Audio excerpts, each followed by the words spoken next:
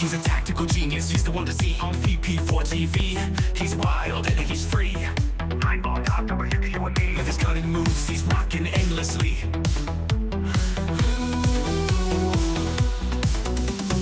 Tables and cues, they bend to his will. Every shot he takes gives everyone a thrill. With a glance and aim, he works to the skill. In the ball, legend from the chill. Tables and cues, they bend to his will. Every shot he takes gives everyone a thrill. With a glance and aim, he works for the skill. In the ball, legend from the chill. Tactical genius with every play, making magic happen every single day. In the world of billiards, he knows the way, taking every shot with prayers we say. Rack him up, he steps to the ground. Crowds gather round without a sound. With a twisted stroke, his fame is profound. Every victory makes our hearts pound. From the quarterback to the perfect cut, he wins the game without a single strut. Chalk it up, just for fortune or luck, but skill like his, it never gets stuck. On VP4TV, he's the showstopper. 9ball.com's the king, no one can top her. Watch him play and you'll be a hopper. He's the man, we all shout proper.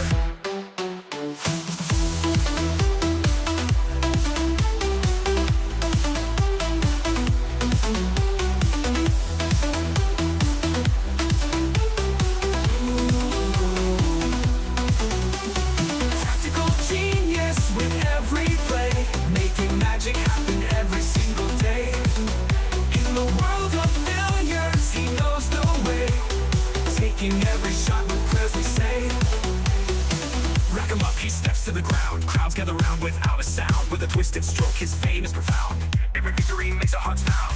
Rack him up, he steps to the ground. Crowds gather round without a sound. With a twisted stroke, his fame is profound. Every victory makes our hearts pound. Rack him up, he steps to the ground. Crowds gather round without a sound. With a twisted stroke, his fame is profound. Every victory makes our hearts pound.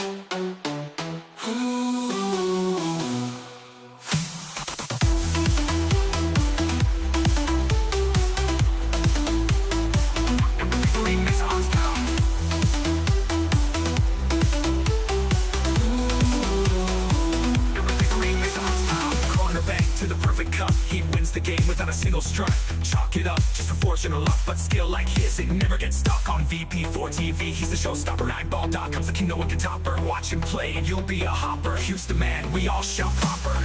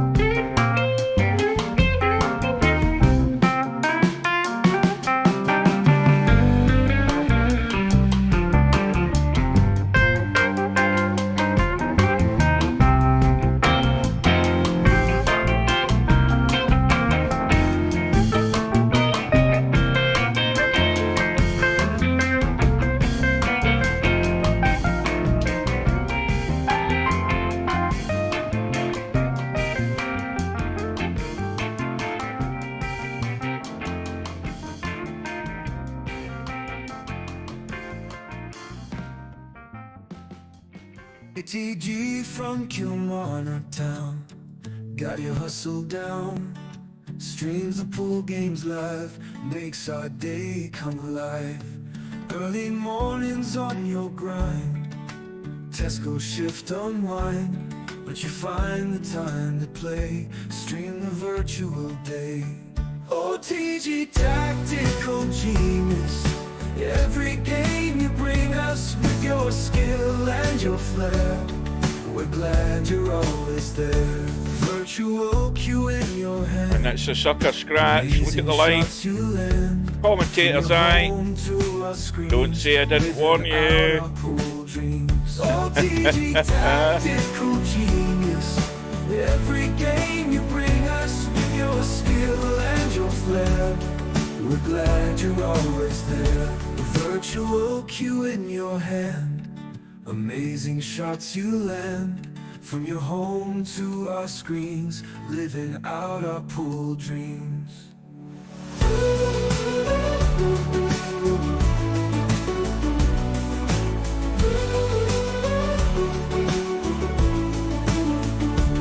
Early riser, work all done, streams the games just for fun. We'll cheer for you every match. TG, you've got the magic touch. OTG tactical genius, every game you bring us with your skill and your flair.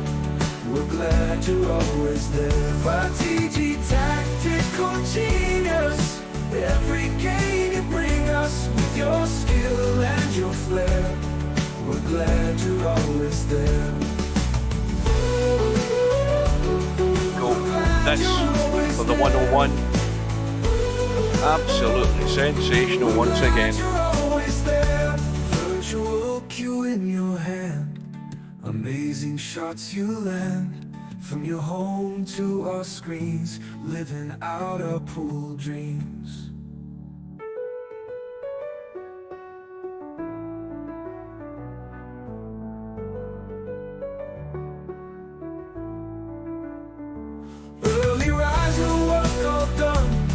The games just for fun, we'll cheer for you every match. TG, you've got the magic touch. OTG tactical genius, every game you bring us with your skill and your flair.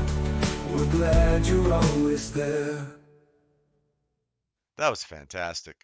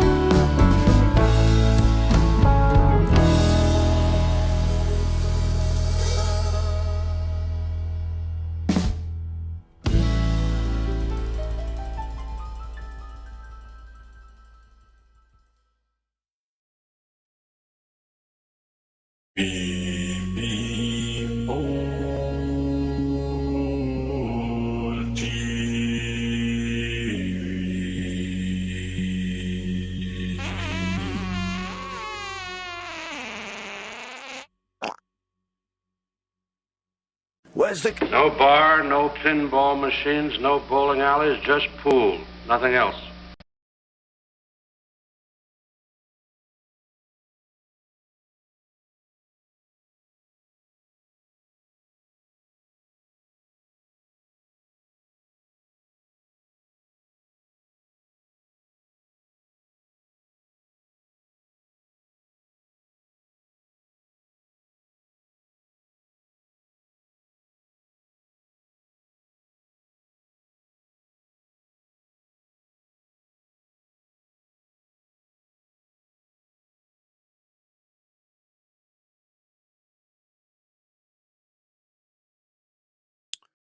Right, good afternoon, folks. Welcome back to VP4TV.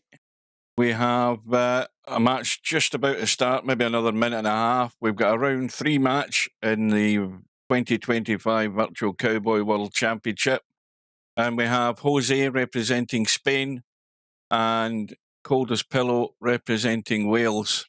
And this match is to see who goes through to play LS3 in round 4. She's sitting there waiting. We have one more match on the schedule, and that is the one lost side match between Stubb and VP Monster. That goes ahead on Thursday evening at 6 p.m. I will be there for that, and that will be it until such times as people get arranging their matches. So this match, Jose could be good, bad, or ugly. Let's hope he's good today.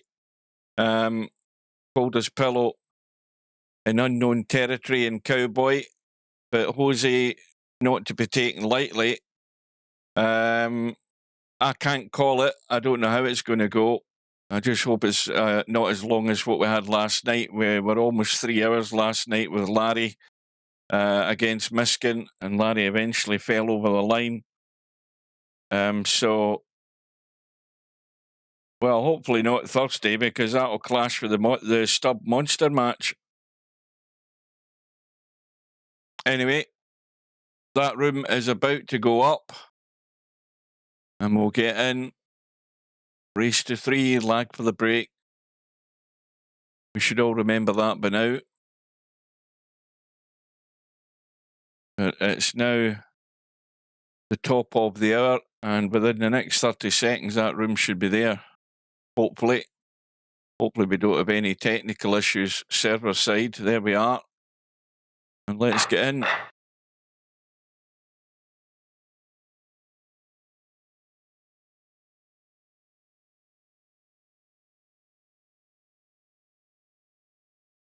So we wait on the players arriving. Coldest Pillow is in first.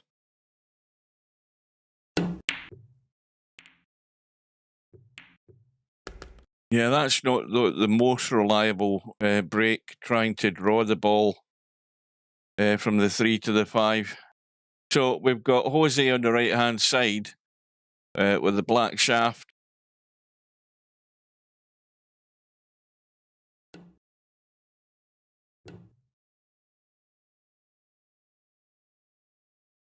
And it looks as if Coldest Pillow is going to win it.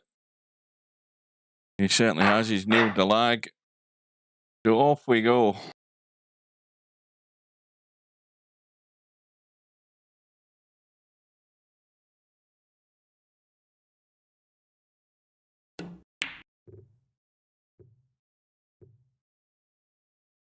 Well, there's the first mistake right off the bat. Failed to make the pot and set Jose up with an easy force follow. Although he seems more fascinated by potting the 3 ball.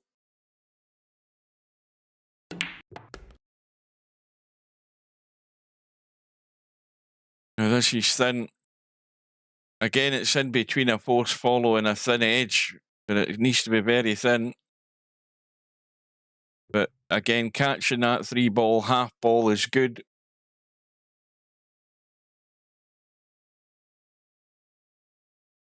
He's got an awful lot more angle than he would probably like. See, now he's gone to sort of no man's land. Where's the cue ball going? Yeah, that's no good. He's immediately going to have to produce a shot here to stay at the table.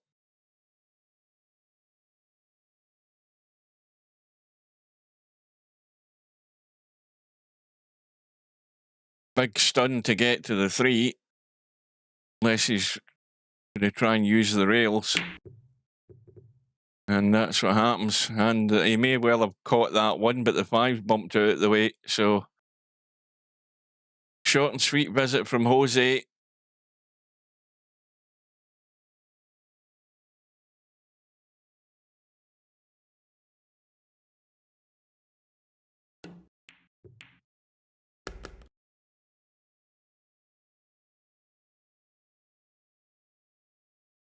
So, open table to follow.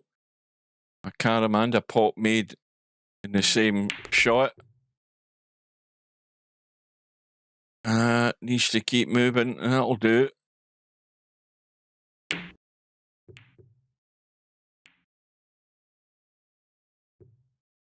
And we still have interchange X with the high run. And that was, I think that was his first match. And it's been there all through the tournament. And nobody has beaten it yet. Thing is that high run, it could be beaten at any time in any match. But we still wait.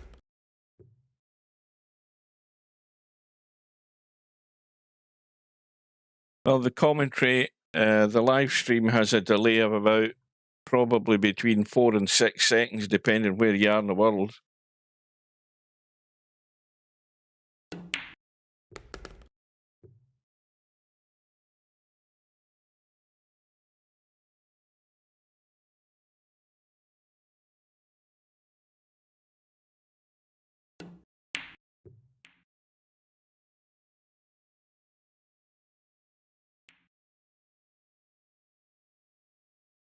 Well, I can just leave the cue ball there where the 5 is. Or on that line anyway, which he has done.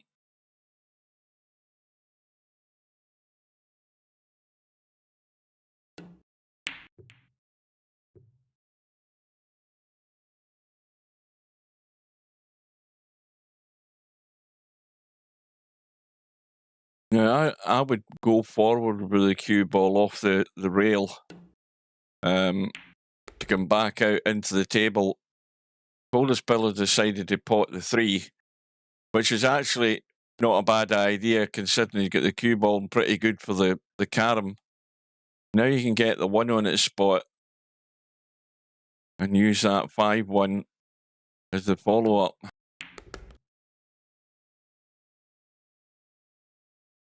And Coldest Pillow, like we do in the morning, he doesn't hang around. He's already on 31. This is where you need to start being a wee bit more careful that you don't throw away the hard-earned points.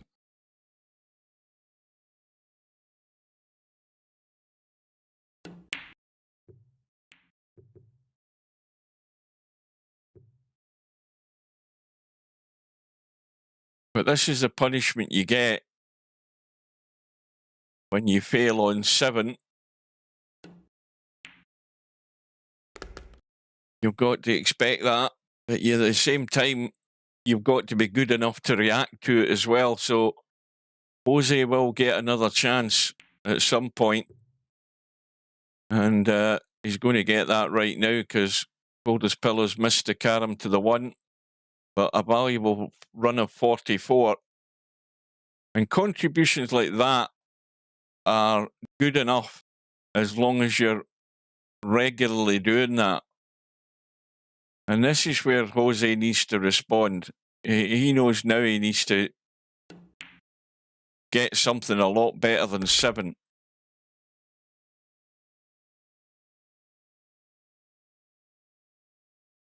He might be in a bit of bother here already, having to play this draw to the 5.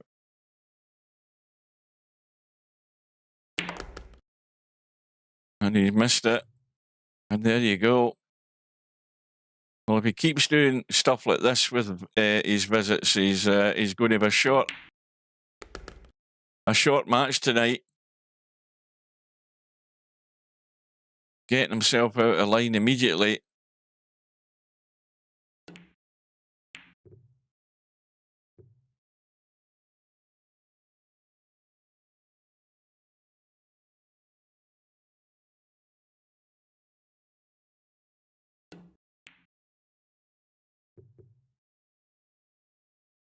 Oh, again, a reprieve for Jose.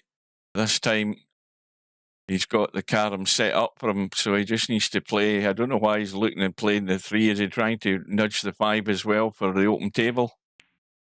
Yeah.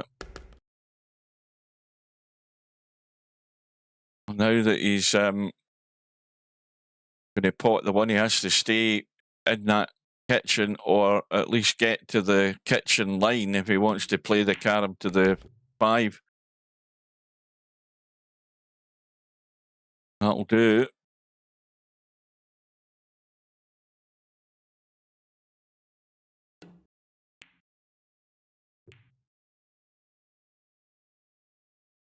Again, he's going to have to make a choice here. Now, again, the problem with the 3 ball is that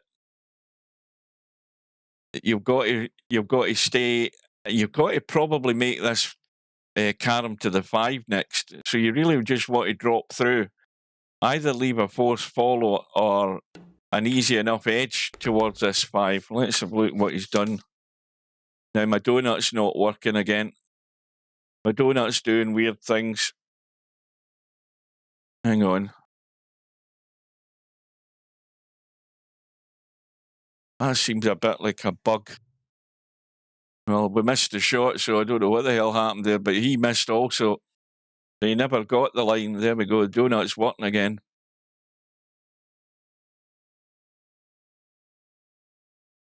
I don't know whether he actually played the carom to the 5 or whether he was playing to the 1.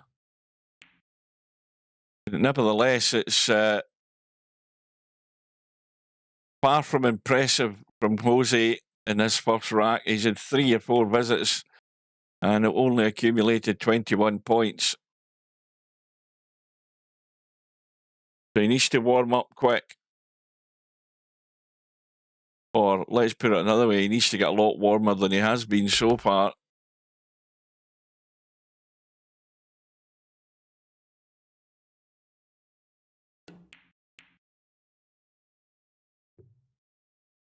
Well, now it's a bit of a problem. If he's going to pot the 3 ball, then he's going to have to go 2 rails into that 5, I would assume.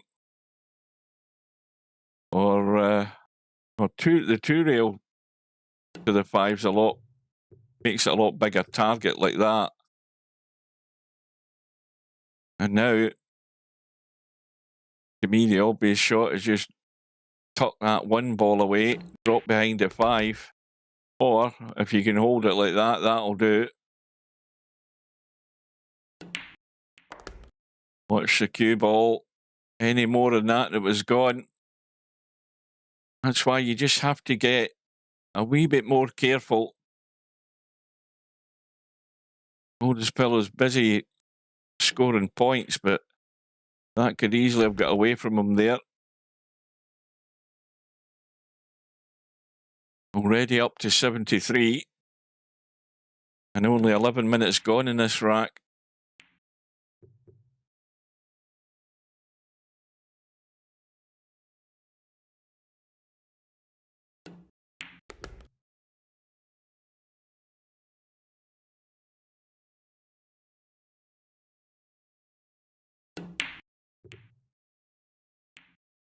Well, Coldest Pillow's done. Well, he's had another short visit or 2 in between, but he's had a 44 straight away. He's got 30 odd here at the moment and counting. And this is what applies the pressure to anybody playing this game. You don't have to be running a massive, 80 or 90 odd run. You just have to be putting good, consistent runs together. And and he's going to blow it straight away. I think that is a... Oh dear, outside, never mind. Yeah. Well, there's the first big howler, and I've jinxed him, given him the big build-up, saying that he'd put a 40-odd together, and this was 30-odd and counting, and he promptly misses the edge and throws them all away. So Jose's been reprieved. Now, this is an opportunity you have to take. Coldest pillow makes the boo-boo.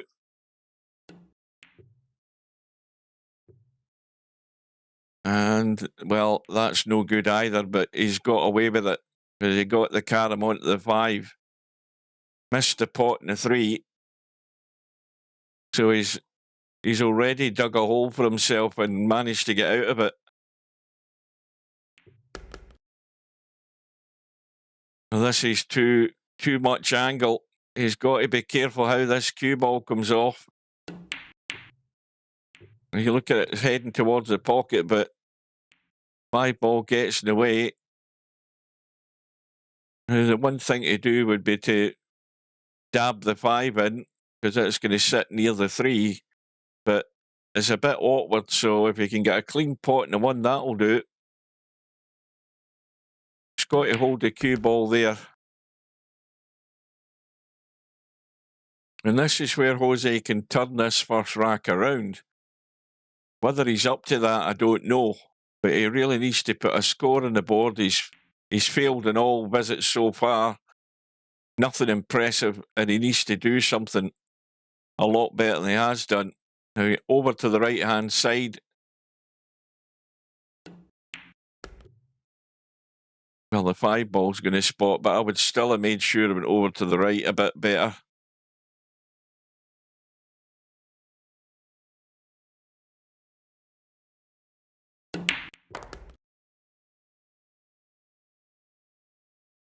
Well, he can work with a 5 ball here and build up the score rapidly.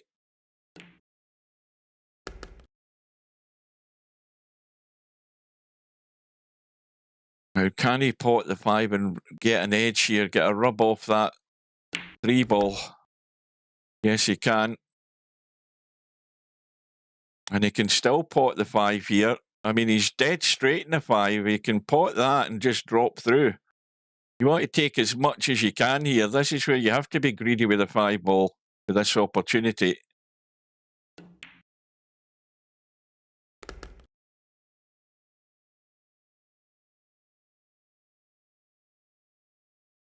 Now again, just use the 1 ball to hold. Now that he's got the wrong angle in the 5, when I say the wrong angle, he's running away, potting that 5. He can roll through in the 3 and use the 3 to get the 1 off that rail. That should be the plan. I don't know whether he's hit this, has he? That looks okay. Get my donut working. Well, this is what he wants to do. He wants to nudge that 1 into play here. Oh, he hasn't hit it. He's bottled out. I mean, why the hell is he doing stuff like that? I mean, that's a terrible effort, Jose. He was scared of the pocket. But you've got to play with a bit more confidence than that. He's just blown all his points as well. And Coldest pillow had a quick disconnect. So Welsh internet must be down the pan at this time of night. Well, that's a poor effort there. Everything was going okay for Jose, but he choked out in the shot to the 1 ball. You know, you've got to just get down to it and play it. And Coldest pillow, after making his boo-boo, has been well and truly left off the hook there. Or let off the hook, should say. So we had a couple of big howlers from both players.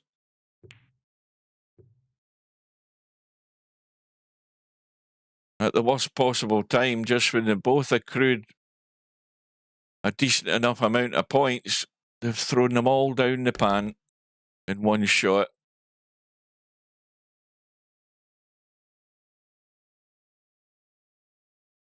Well, that was Jose's chance to really get back into this.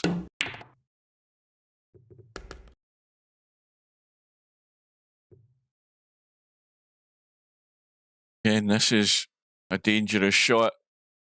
At that angle, to play the carom to the 5 is always dangerous because you've got to stun it. No idea where the cue ball can end up. I'll tell a lie, he was on a, I think it was on an open table there, wasn't he? My bad. Oh, this can bring the one out.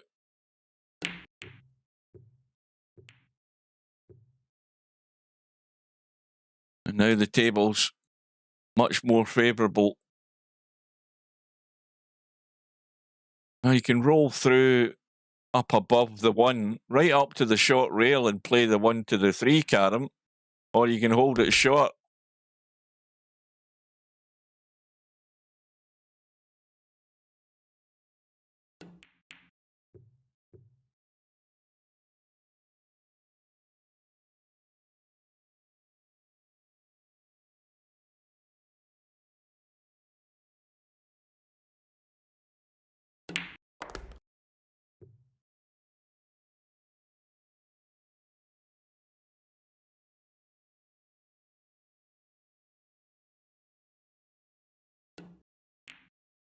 Oh, Jose needs to build this up again if he can. Still not beyond him. He's only 20 behind.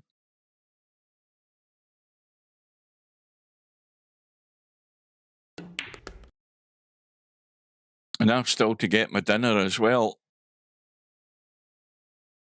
I haven't had any dinner before this started.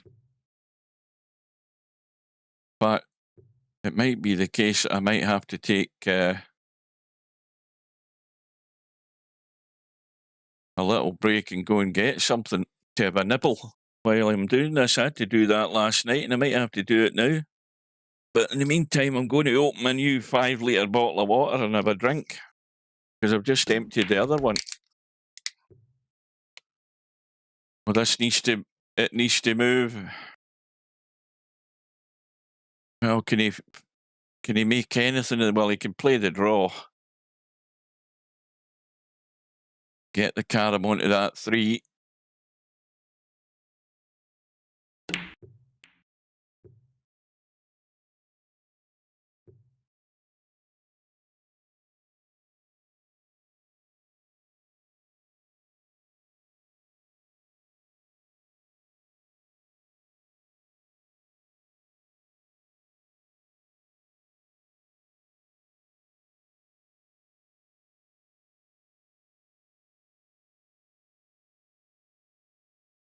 Jose 10 behind. He's trying to take the pace off, but again, he's trying to be too fiddly there. You know, just make sure you pot the 5 ball and deal with the situation as it comes around, because it's difficult to control the cue ball from that distance and with that cut. But I suppose the main good thing about it is he didn't throw away his points this time. And Coldest pillow gets the unlucky roll, overcuts the 1, misses the carom to the 3, caroms the 5 and scratches off it. So again, Jose really now, with this setup, has got to put something more together here. And that needs to slow up. It's getting too close to the 1 spot. I think he's fine. He can still do this. He wants to hit a fair chunk of this 5 ball. Push it towards the pocket like that. Now you can play a little dab here. Just a little dabby drag and come back an inch or so or whatever. And well, he could have done with coming back a bit more, but the easier shot now is the 5 to the 3. See, the cue ball's running loose. Where's the cue ball going? Which is what you don't want to do. The 5 to the 3 was by far the easier shot and the safer shot. Now he needs to get a recovery pot. Tightish angle this 5 ball. If he's going into the side.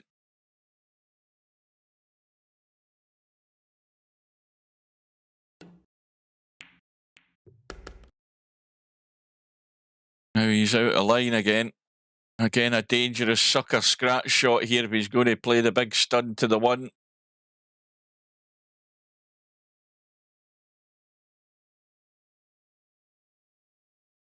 Yeah, you've got to jack up to get there. And don't say I didn't warn you. Oh dear, outside, never mind. You can see that coming a mile away. Whenever you get into that position, it's the most dangerous shot in Cowboy is taking that risky carom to the 1. Always dangerous. And when you start having to make the pace there by stunning it, you know, you hit that half ball, you know where the cue ball's going. You always know. So there's been some silliness going on from both players. Jose's had his chances. Now, he can't sit at the end of this rack and thinking, well, I was unlucky. He had enough goes, enough attempts here to build up a score, and he's never really got there yet. And that failure has made Coldest Pillow the favourite now to get to the carom face. The question is whether he can. And I've jinxed him already. He's already failed. So here we go again. Jose could drop the 1 ball in and just drop through, and he'll have the 1 to the 5 possibly. Well, if he's going to play the 5 ball, the cue ball's going to the right, down below the 1. And he's got to watch the pace in this again. Well, he's got the first part. I say the cue ball's now right on the rail. So this is just how much of a chunk of the 1 ball you take, because you can't really do much else. And the 1 ball stays alive. And, well, whatever he does here, I mean, he can pot the 5 for the 5 points. He's got to leave that next shot as the 5 to the 3. You can't be interfering with that 1 ball where it's sitting. And I don't think this is much good. He's playing a risky shot here. He catches any of this bottom side of the 1, he's gone. And a big risk. Went off the knuckle. He got away with it. And if you get away with one like that, how much can you make from it?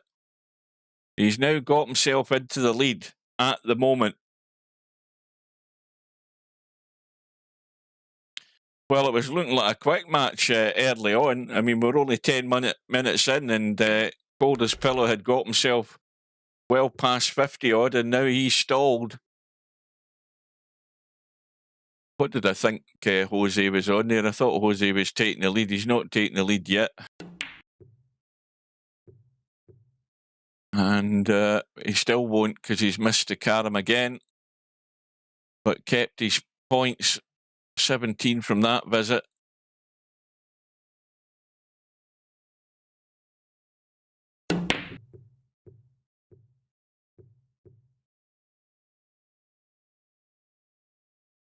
Well, the obvious one, pot the 5, get out into the table. Well, if you play the 3, stay above for the 3-1, or get a good line for the 3-1, which is a nice force follow.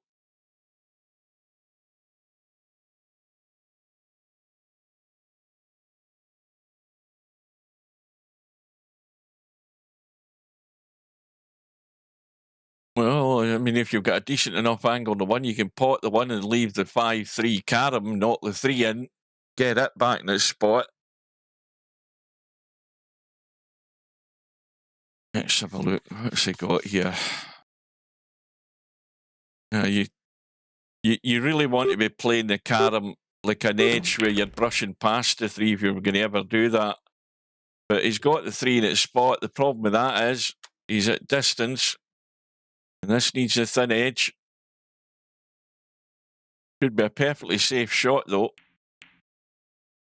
As long as you have a ball to fall back on to pot next time round. So it's a blind pocket cut in the 5. And he's going to be at distance one way or the other. I think that might have landed pretty sweet. I think it has done. Now he needs to keep an eye on the scoreboard.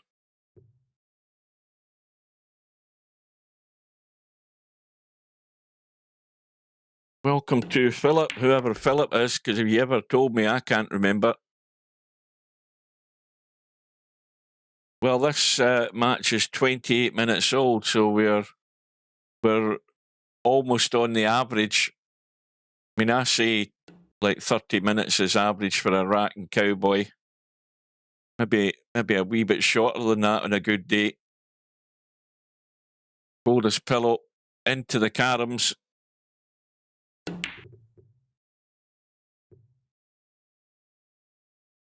And out of the caroms, he's on 90. And Jose having to chase him down. Oh, welcome back.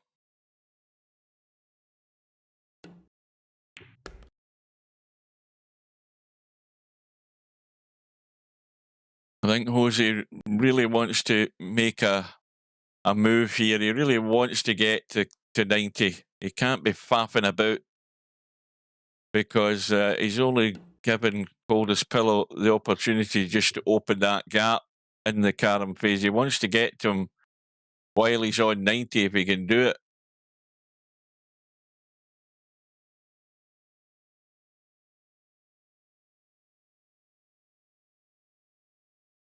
Well, the shot to play is most certainly the 5 ball. Get it on its spot. You've got a chance of a two-way shot here. You can play a 5 to the 1. You can play the 3 to the 1.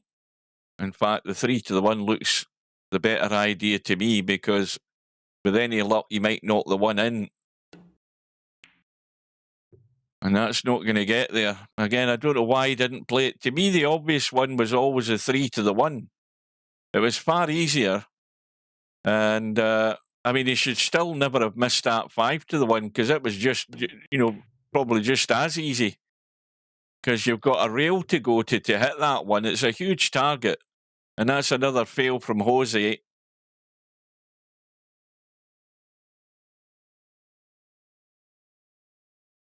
Well, Coldest Pillow, I think he can cut that and miss the 5 and go at the short rail and kick the back of it like that. The only thing is he's got separation now, but at least it gets him the second carom. And he's looking there for a second at banking the 1 and drawn to the 5. He might be going just straight to the rail and coming out to bump the 1, but he's trying something he thinks is more reliable. This 1 ball might be going right into play. And that'll work. But 5 balls getting close enough to that side pocket. Where's the 1 ball going? In fact, where's the 5 ball going? Well, the 5 ball's now in very dangerous territory.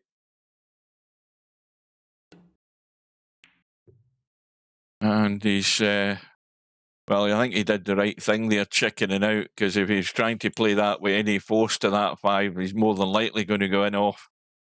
So he's gathered 4 caroms. Jose's got another chance. It's still not beyond him, but he's got to do it. Jose needs to wake up to the gravity of the situation here, because if he just keeps faffing about here in 70 odd, he's just making it easy for Coldest Pillow. And it's not going to help his own situation with that 5 ball where it is. He's got to get that dealt with. And I'd be looking to come off this 3 ball and get up table and possibly like that, just like what he's done, and getting rid of that 5 ball immediately. No good sitting there. And he can drop. He can drop through, come back into the table, leave the 3-1.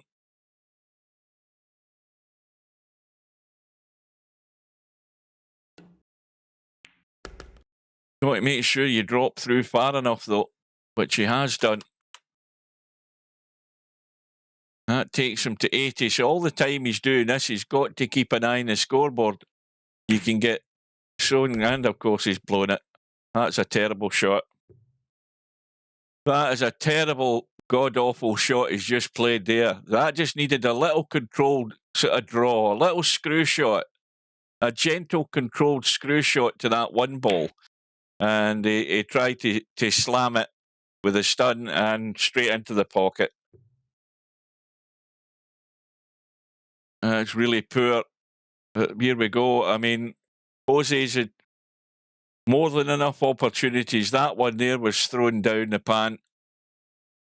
Stuck in 72 or 73. And this is a double barrel hit there. 2 for the price of 1. Well, I'd be playing, I'd be getting a 5 out of there. Now, you can overcut the 1. The line looks reasonable to get to that 5, looking at it from here. You've got to make sure you're double checking you're overcutting the 1 like that. Well, he might be getting a double barrel again if he had any more pace than that. Got the 3 instead. They all count. Takes him to 98.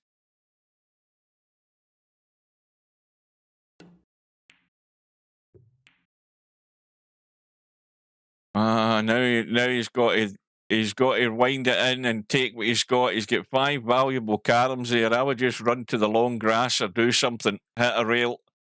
No way I'd be risking doing anything here. I wouldn't be bringing the 5 ball into play for Jose. That's what I wouldn't be doing.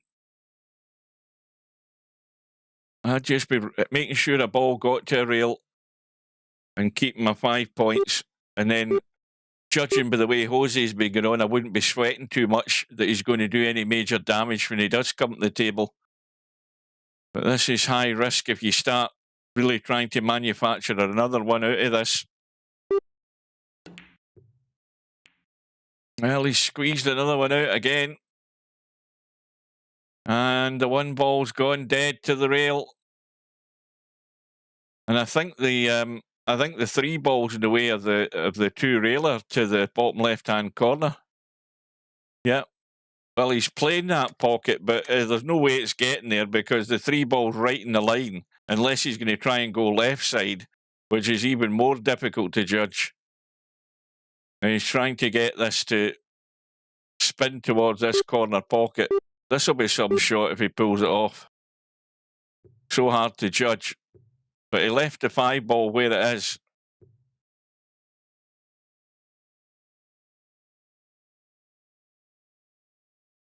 Well, he got himself on the 100, and now the scratch in the 1. He just has to be patient because that opportunity will come. But Jose, now here's the thing I keep talking about. Jose needs to use his tactical knowledge here in this game. He's got to protect the 1 ball. Now, even if you've made a carom, if the next one's looking really tough, then you must make sure that that 1 ball's as awkward as it can be. You can't be leaving it mid-table like that. You must guarantee you're going to get the carom or the pot, one of the 2. Well, that's accidentally happened there, but he's bumped a 5 into play. He didn't play that, but it's got the 5 ball out. Problem is the table is not great at the moment, and the line that he's got in the 5 ball is not great either to try and pot it. Now, again, he'd be far better cutting the 1 and dropping into the kitchen because the 3 ball is a huge target on the rail. That would have been the shot. He should have actually cut the 1 there and dropped into the kitchen, and he would have had at least some sort of shot to the 3 ball. And he's got a 3 to the 1.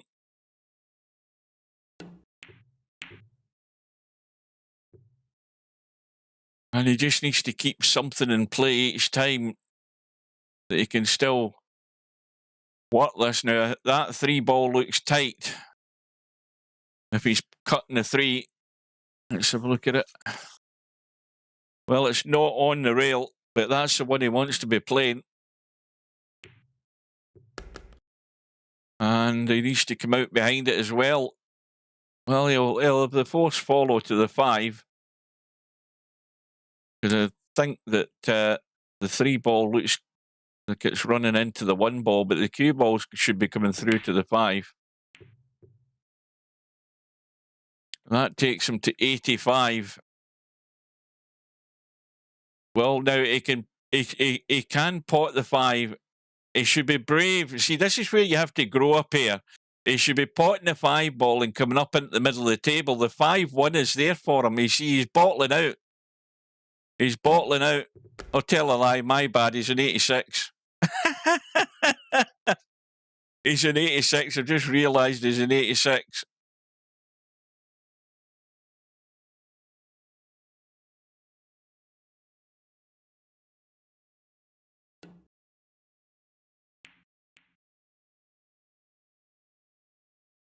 Well, that'll do it. Keeps the 1 in play.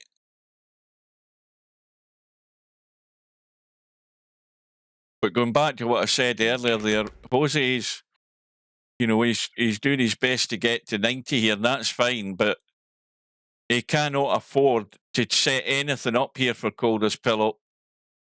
So you've got to have your mind working 2 ways. You're trying to keep scoring, but you've also got to watch what the outcome's going to be should you fail to score. What are you going to set up? Well, that's got him to 90.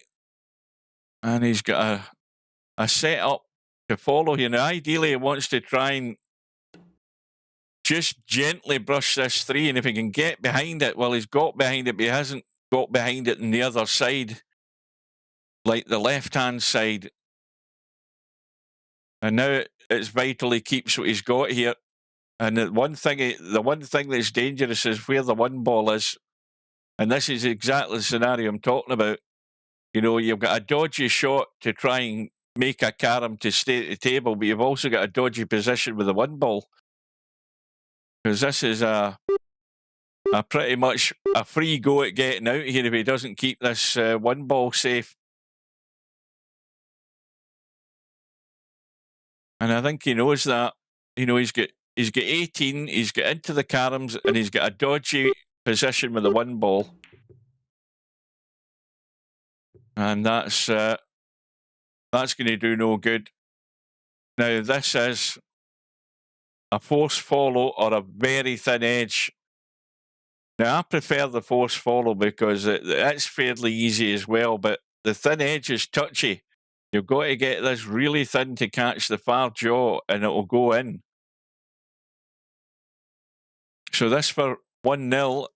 Well, he's looking at the force follow the other way now. I think this is more reliable. Oh, it's hung in the edge. Did everything but go in. No, again, he hasn't left anything simple for Jose.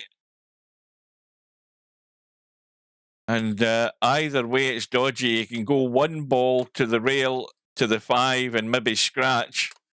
He can try and go 3 ball back of the 1. Well, that gets 1 shot that's good, but the rest of them are all tough. He can play the 2 and 1 shot here, but the 1 ball, if he doesn't hit it, it's right smack bang in the middle of the table. It's a big sellout.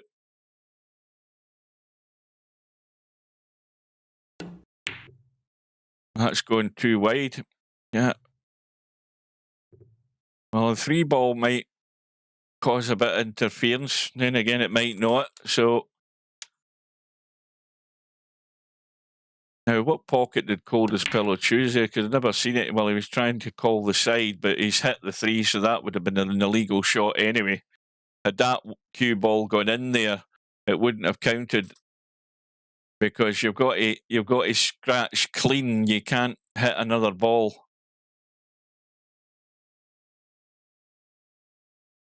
And Jose lives again.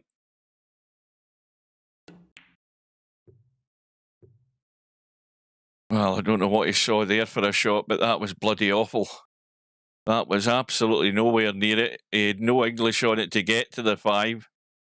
And goodness knows what's going through his head because, again, he's given him just a free go at this. Now he needs to hope the one ball gets out of the way here, because the cue ball wants to bump into it, and he's got it there, and that's perfect. Well, there was nothing distinguished about how Jose performed there at that phase of the game. You know, going all out to try and make caroms, you should be just trying to make things awkward. Okay, it might not save you, but you know, there's other black arts to the game that you can use. Try and get the balls into the kitchen. Try and do something like that, you know. And once you get things that are shaped that way, then you might confuse Coldest Pillow with the attempted 3 fouls. Anyway, that's all done and dusted. After 43 minutes, we have a score on the board, 1-0 to Coldest Pillow. And Jose had multiple opportunities, but you know, when you think about it, Coldest Pillow had a 44, then he had another one which he lost. He had one contribution, really, and Jose didn't really put anything together. And it's those contributions where they're only, you know, single figures and just getting into double figures. They're no good for survival in this tournament. And Jose continued from where he left off. He just cannot get into a run.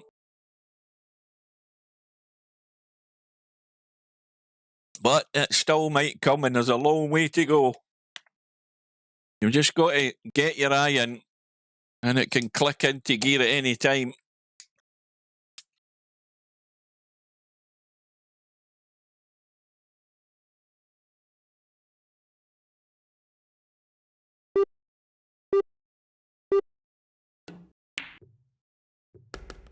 That needs to keep going. It might be too square. Oh no, that's fine. Just landed perfect.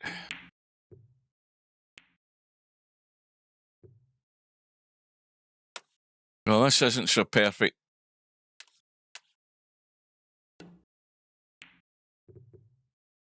And that's what happens when you leave them awkward. So Jose off the hook again. Coldest Pillow, a contribution of 4. And when is he going to wake up?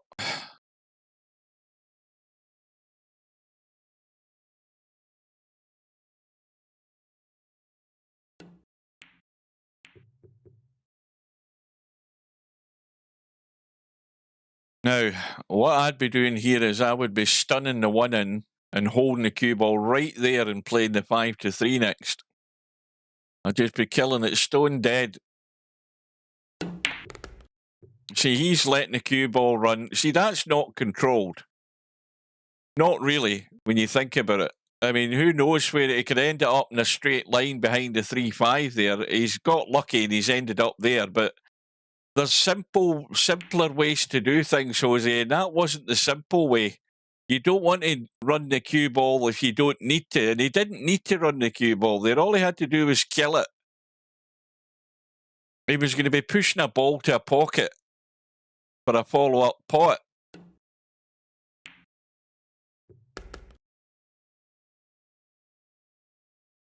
Now again, with this one, you just want to gently nudge this and keep the 3 ball heading towards the pocket and keep the 5 there. See, he's hit that far too bloody hard.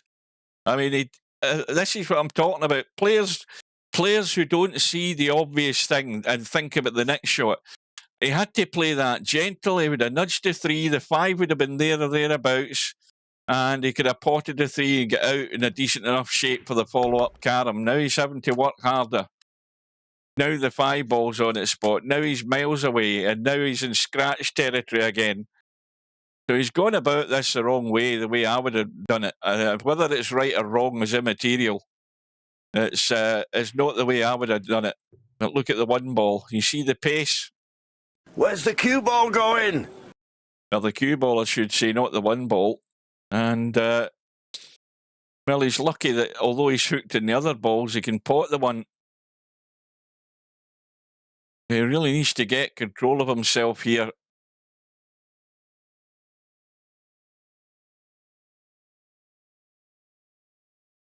And this cue ball going to be heading up top end of the table. Well, as long as he's not hampered by the 3, which he isn't, he should be good to continue.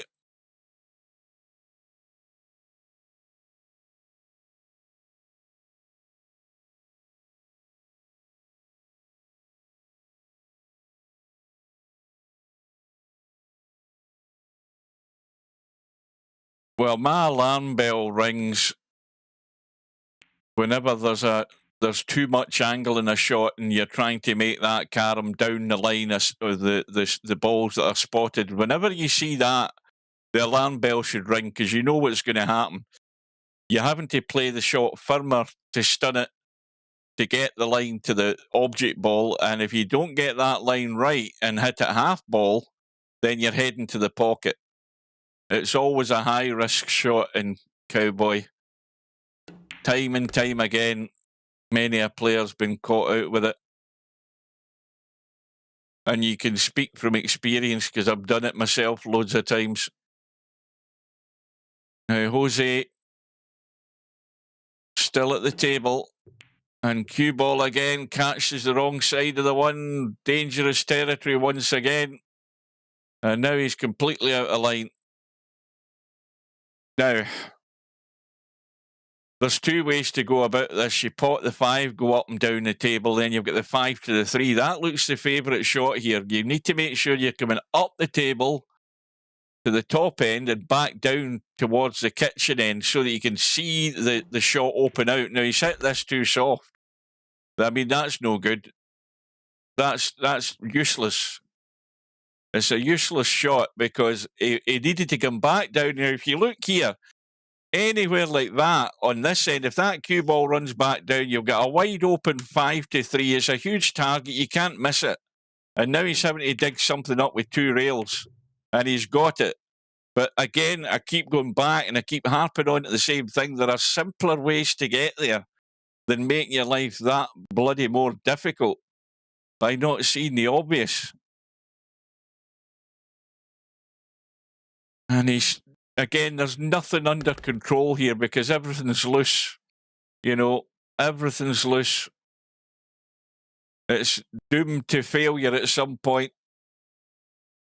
I mean, fair play, he's got 30-odd points, but he needs to be making sure he keeps them this time.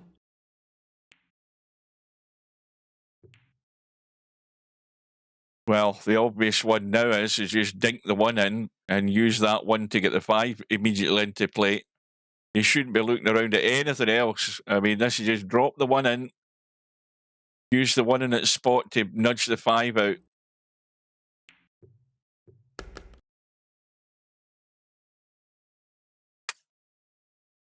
Now, what you don't want is a double kiss. You want the half ball either way. Oh, he's missed it. I mean, that's a terrible miss. Where's the cue ball going? Where's the cue ball going? Oh, dear. Well, that's a huge target.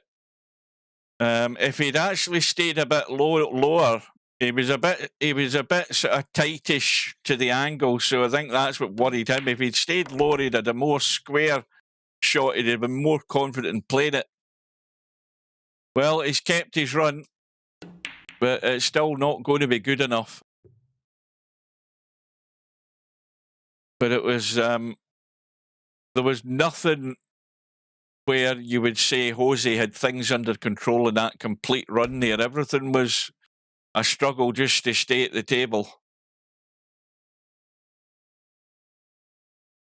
But he doesn't help himself a lot of the times, Jose, by not, and this is a criticism of him. The obvious shot was what I spoke about. You know, make sure you get the cue ball up the table and back down the table, because you've got a perfectly set 5-3 carom. So that's where you have to take a second or two just to assess the situation. What happens when I pot this ball? Where's my cue ball going? And more to the point, how do I get that 3 ball out of that rail? He got lucky where he finished off, but believe me, it wasn't a shot to play. Welcome to Interchange X. Well, I don't think your high run's under threat here, Interchange X. I wouldn't be breaking any sweat at the moment.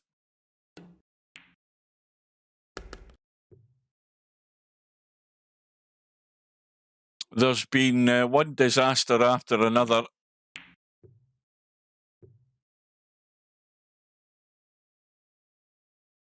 But Coldest pillow coming to the table. The immediate task is to get that deficit down.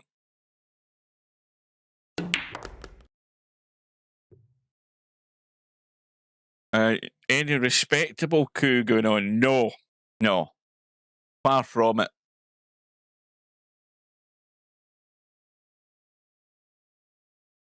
The respectable stuff's yet to come, so maybe you've joined at the right time.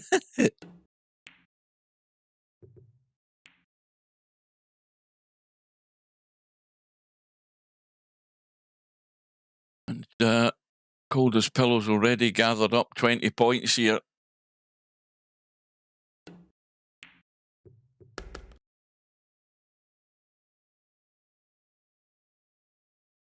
See, the thing about Coldest Pillow is he as much as he doesn't play cowboy, he can control the cue ball better because he's got a better idea what he's doing or trying to achieve. You never really get that impression from Jose half the time.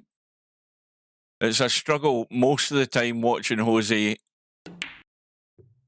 I don't think the table did him any favours. The balls never really got into great shape, but you've got to try and control these balls. And there are ways and means of doing it.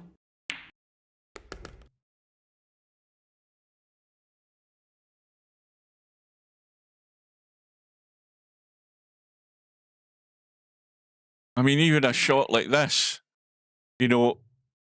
playing the carom there, if you play the carom the right way, you're pushing the 5 towards the corner pocket. The 5's going to come up on its spot. You've got a two-way shot to follow. I mean, that is something that might not seem obvious, but you have to play the carom the right way. So now he's got two choices. He could have got the 3 ball off the rail there. And again, with this shot, you have a choice. If you go up table, if you pot the 1 and go up table and miss the 5, you've got an easy 5-3 to bring the 3 back into play. He's going to bump the 5, which is really what he didn't want to do. If he'd missed that 5 and been up above it, he would have been fine to nudge the 3 out, but he's got the bailout. 1 ball's going to stay in play for the pot, and everything's shaping up very nicely here. The run goes to 49. Very quickly goes to 49. And now the 3 ball can be in play. Well, maybe not at that angle. That's too much to start banging and making stun shots. He's quite right, playing the 1 to the 5. He just has to bide his time and keep something in play. He could do it this time, get the 5 potted, get it spotted, and get over to the left. Well, now this is a bit dodgy. This is probably not what I would have done, and that's why the run has ended. Why Coldest Pillow didn't see the obvious shot there, I don't know. He decided to leave himself a tougher carom, and his run ends in 56. He could have had a lot more there, and should have.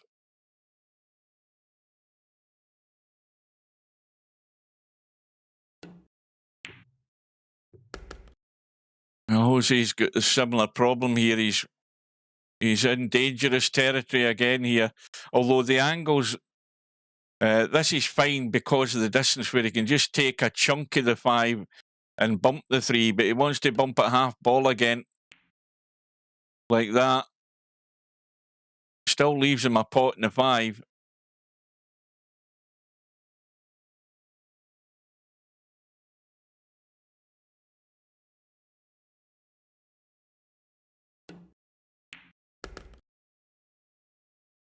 Now this is now loose. It's loose big time. See, again, we're in this struggling territory where Cozy's not really got things under control. it's like drawing blood trying to get that next shot.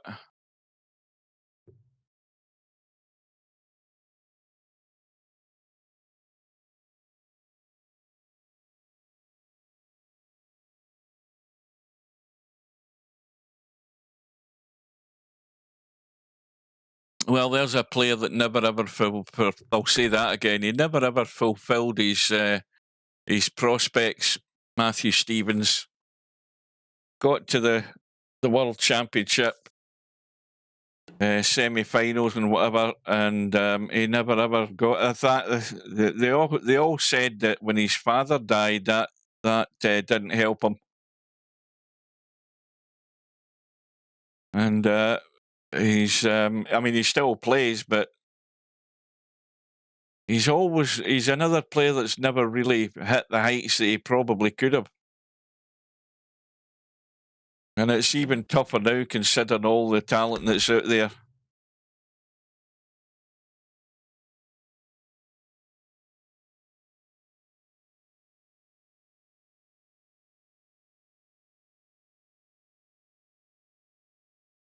So Jose, 3 points behind. He's a big stunt.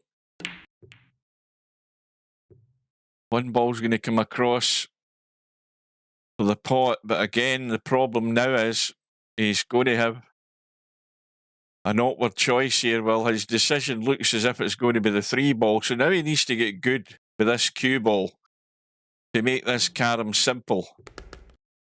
And that looks reasonably good to me.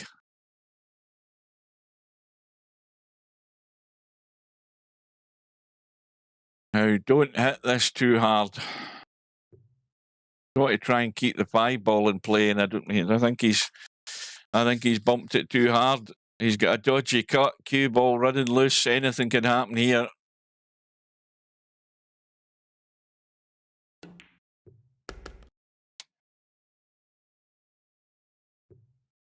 And here we go again. He's into the long grass. He's still got a carom. It's all about the pace. You just want the pace to get there. You don't want to be hitting this too hard. And again, the half ball if you can help it. Well, he's hit it half ball the other side. 1 ball's going to come to the rescue here. And again, it's like drawing blood.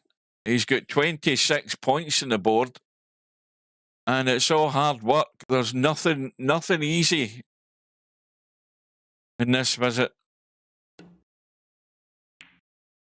And it's getting to this critical point where disaster's about to happen if he's not too careful. And this is one example. This has got disaster written all over it, this shot. Believe me. But he's played it at the right pace.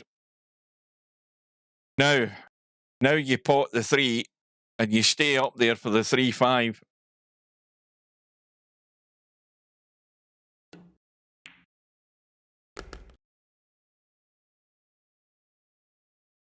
No, I wouldn't even put Alex Higgins in the same sentence in terms of that break in comparison to this. No. Jose is far from that. He's not in that category. But he's got a lead. Now it's all about keeping your points and not doing something numpty-ish. But that 5 ball, as long as that sits there, that is no good where it's sitting. That is highly dangerous to be messing with that 5 ball there at that side pocket. Oh, and he's going to play the thin edge. He's got to go to the rail first here. Now, to me, you've got to see the line, play this thicker, go to the rail. Did he hit the 1? Yes, he did. And again, I would never have played that like that. I would have made sure I took a chunk of the 1 ball, went to the rail with a bit of spin and spun to the 5. He is riding a knife edge here, Jose. And now he's at the stage where he's got to keep an eye on the scoreboard again. A thin edge, 5 to the 1, or a force follow. It is one of these in-between shots. It's thin. And we've seen what happens when it's thin. You miss them if you get them too thin. Coldest Pillow's already lost a bunch of points doing that. So now he's on 82. His biggest contribution of the night so far. But it isn't counting yet until it's locked in the scoreboard. It's not counting. He's not there yet. And this is dodgier. This has got to be the force follow, but the five's dangerously close to the potting angle, so he's going thin. Yeah, he's going thin because that 5 ball's more like a potting line if you play the force follow. That gets him to 88. Problem now is he's on a pot and he's only got the 1 ball, and it's a bank. So don't do any of the cue ball. Just play the bank and take your points and run. And that'll do. Now it's up to Coldest Pillow to respond. The run ends on 46. And Coldest Pillow's disconnected again. What kind of bloody shit connection's he running on? Is he in some crappy Wi-Fi with a laptop tonight?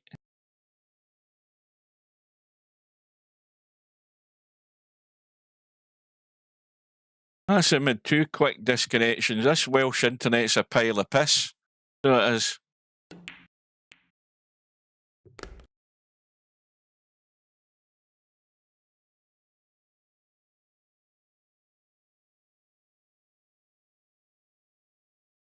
Well, it's an open table.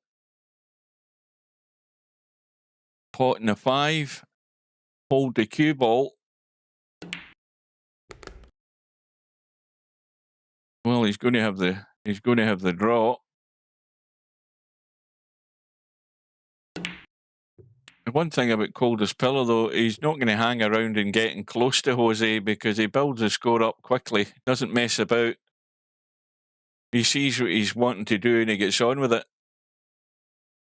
Which is how we play Cowboy.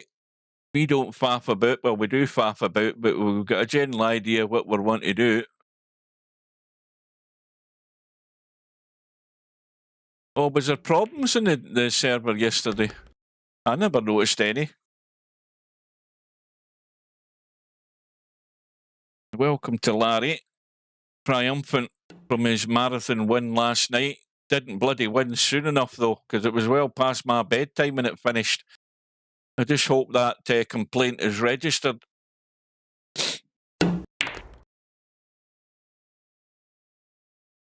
Well, Coldest Pillow edges ever closer. Jose short of the caroms.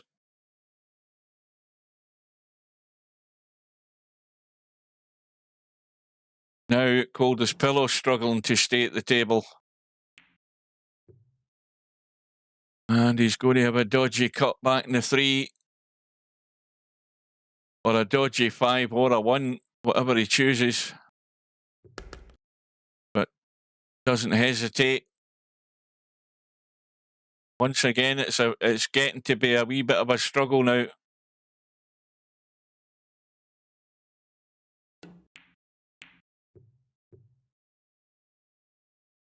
And now he's back in business.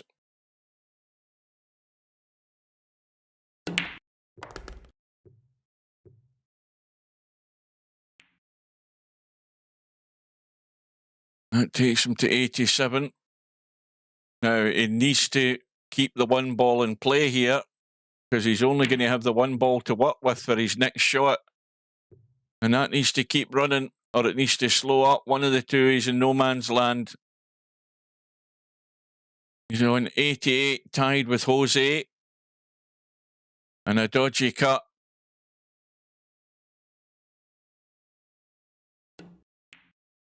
And he's overcut it. So here we go. Jose has his chance. He can play the carom, and as long as he's got a good sight, he can then pot the 1. Now he's going to pot the 1 first here. Now, this looks simple, but you want to leave the shot open for the carom, and he has done. So he's now favourite to get into the caroms. Now, the pace and how you play this is depending whether what you're trying to do with the object ball series, trying to keep them sort of gathered, but that's unlucky, I think. I think they've come into line. Or has it? Yes, it has. You know, a fraction either way, the other way, and he would have been fine. And he can't even see the edge of the one to play the shot off the one ball. So, trying to go to the rail. Bank across the 5, doesn't get it. And Coldest pillow. He can have a go at the carom from the 5 to the 3, but that's dangerous. But if he pots the 1, he can let the cue ball run a wee bit here. Maybe get the extra bonus point. This is still dangerous. Got to watch the pace in this. Dead weight, he wants to hit this.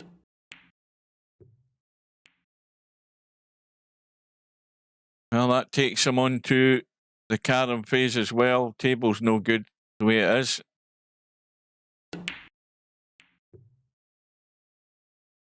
And 5 ball had a quick think about it. Now he can go 5 ball back to the 3. I think it's a bit dodgy going 3 to the 5. That's going to miss. And what's he set up for Jose here? Nothing, I don't think. I think that looks too tight. Let me have a look. Oh, no, it's fine. It's fine from that angle. You can miss that 1 ball and you'll take a fair chunk of the 1 with the follow through. Got to hit the 5 ball. This is going to bank down off the long rail towards the 3. And he's missed the 1. And he would have had a follow up there if he'd got it right.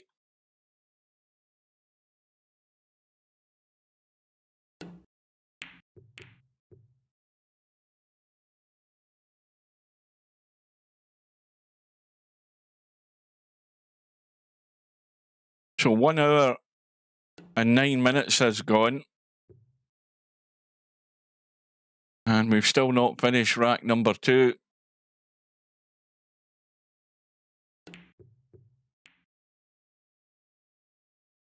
That's good enough. 5 balls coming in line. Now, again, depending on what line he's got in the 5 ball, he can push it through and around and back up towards the 3.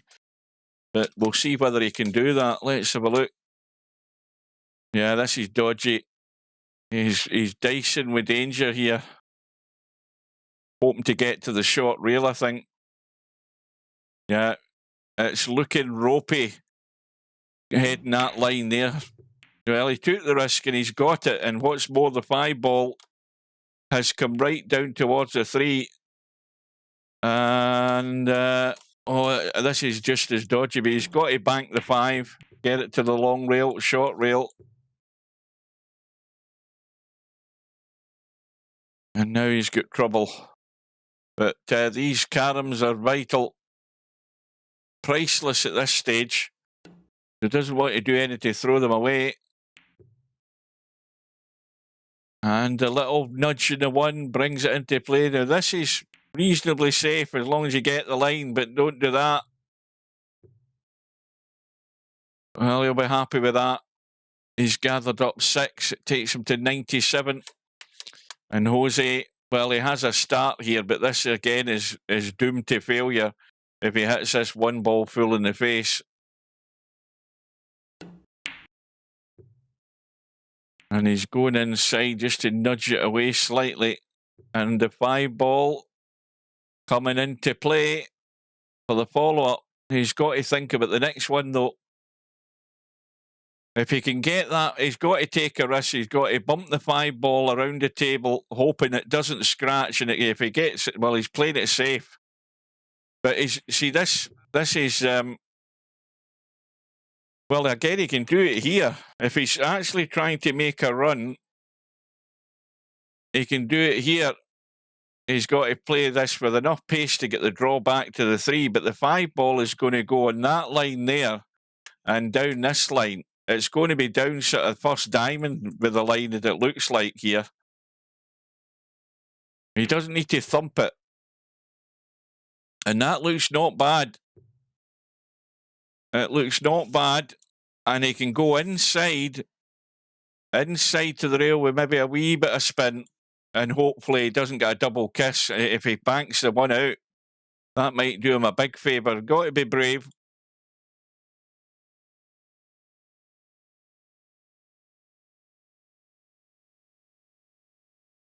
Round to have a look at this, see if he gets this right. And that's perfect. Oh, is it perfect? Oh. No, it isn't. If it had gone another couple of millimetres, he was fine. Well, you've got to be brave here, Jose. I know what I'd be doing. I mean, you can start banging balls down here, but I'd be brave, growing a pair and playing the 3-ball and coming down. That's what I'd be doing. It's a big target, and you've got to play this wider so that you're coming down that line towards the 1 and 5. Now, he's bottled out. He's bottled out, and it could be Hasta la vista, baby. In this rack, because he should have bit the bullet there and took the risk and went for the 3 to the 5-1. He could have still been at the table. There are times where you have to take that risk, and I think that was the time he should have took the risk. I wouldn't even have hesitated. I'd have been straight in there, going for that 3 to the 5-1, because you know the rewards were far greater than the danger of the scratch, because it's such a huge target. You could make sure that you stayed wide and you didn't go too tight and stay well away from the scratch territory there. But we'll never know. But what's more likely is it's going to be 2-0 if this 1 ball stays in play, and that's perfect. I mean, this couldn't be any easier for 2-0.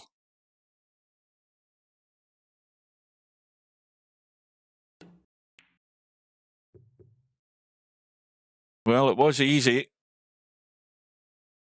But again, Jose, with all the work to do, Coldest pillow just needs to bide his time, especially where that 1 ball is right now. Jose should leave well alone. And Coldest pillow in a bit of a dilemma.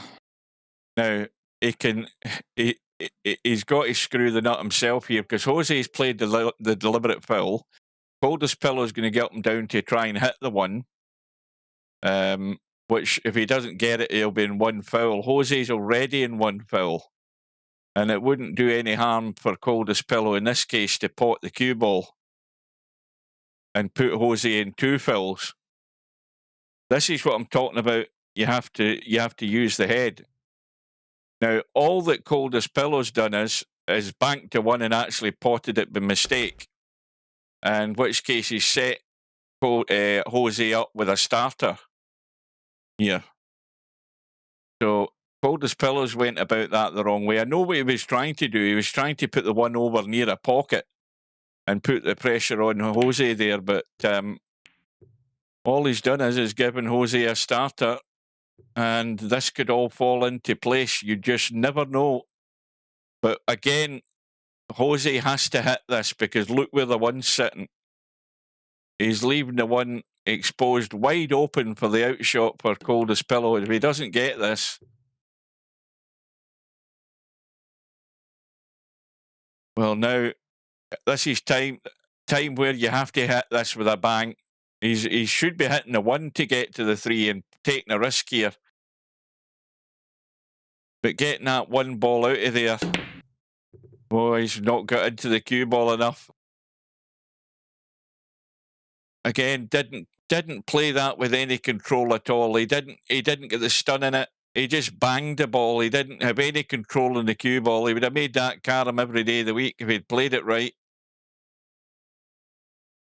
Anyway, he's stuck there in 96. He does keep his points, though.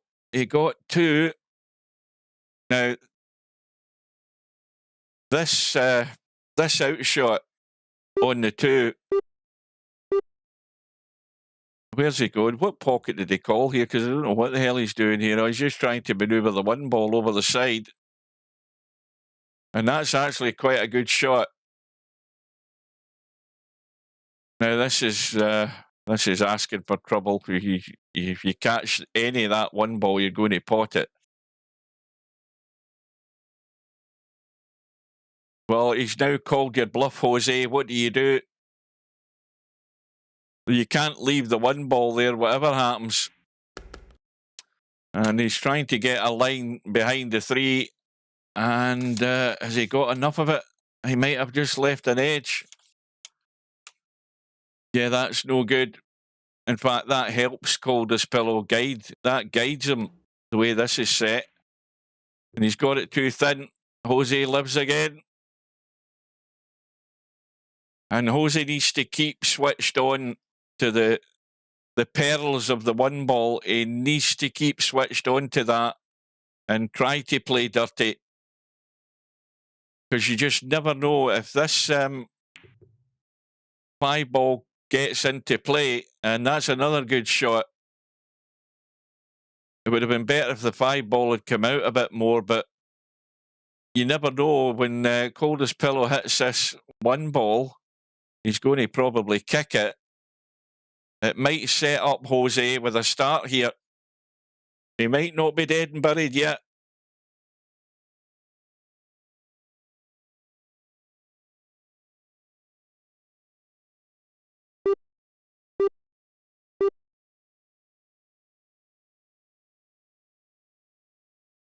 Well, that's another extension gone.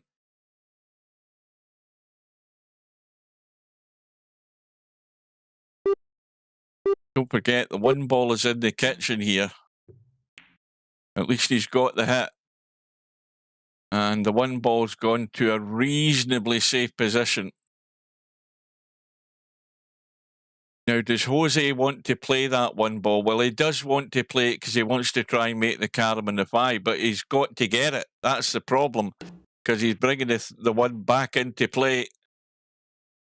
And he might be set up for the follow-up here. And he can play the force follow. Now, he doesn't want to be... I don't think he wants to be playing the edge of this. He wants to play the force follow and bring the 3 up the table. Well, this is dicey. I don't think I would have done that, but he's got to watch. He doesn't pot it, and I don't think he will. I think he'll catch the top end, but he can hit the 5.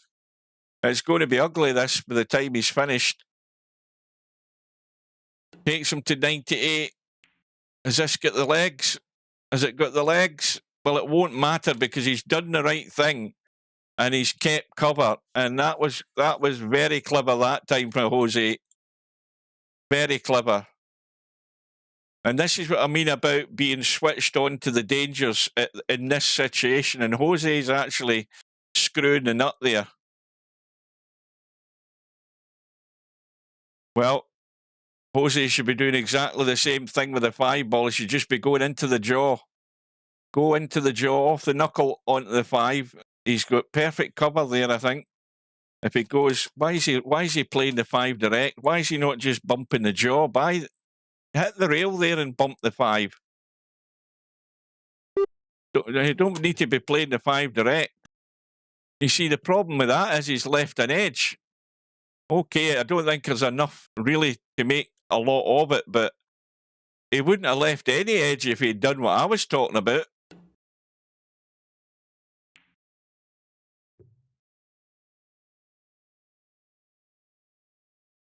Well, Jose's now minus a scoring ball. And the danger is where the one ball is. Now, he could play a 2-way shot here. Now, this is again where you take a huge risk.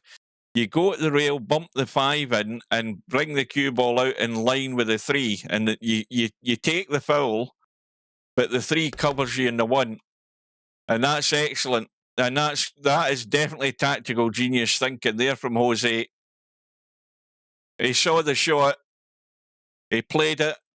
He's on a foul, but the table is perfectly safe unless some strange miracle happens here. But this is what I've been waiting to see in this tournament, where a player is in a dicey situation where you've got to protect that one ball. You've got to do everything. and use everything that's there to protect it. Now the one ball is very dangerous. Oh, and these are bumped together, but they're split. But he's one good carom away from tying this match up, and you'd never think it.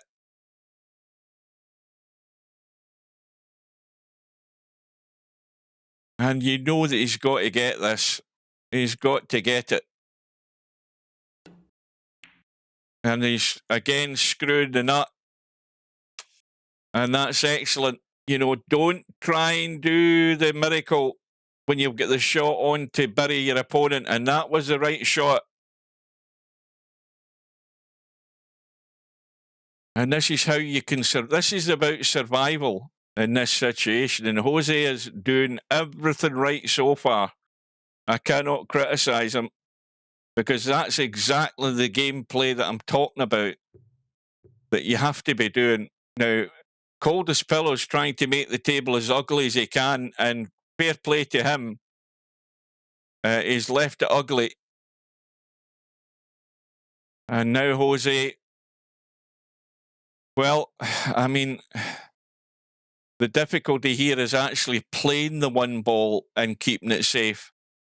There is a safe place down by the 5 ball, but it's got to be in front of the 5 ball, really, to leave it reasonably safe. Jose's trying to duck behind the 5, I think.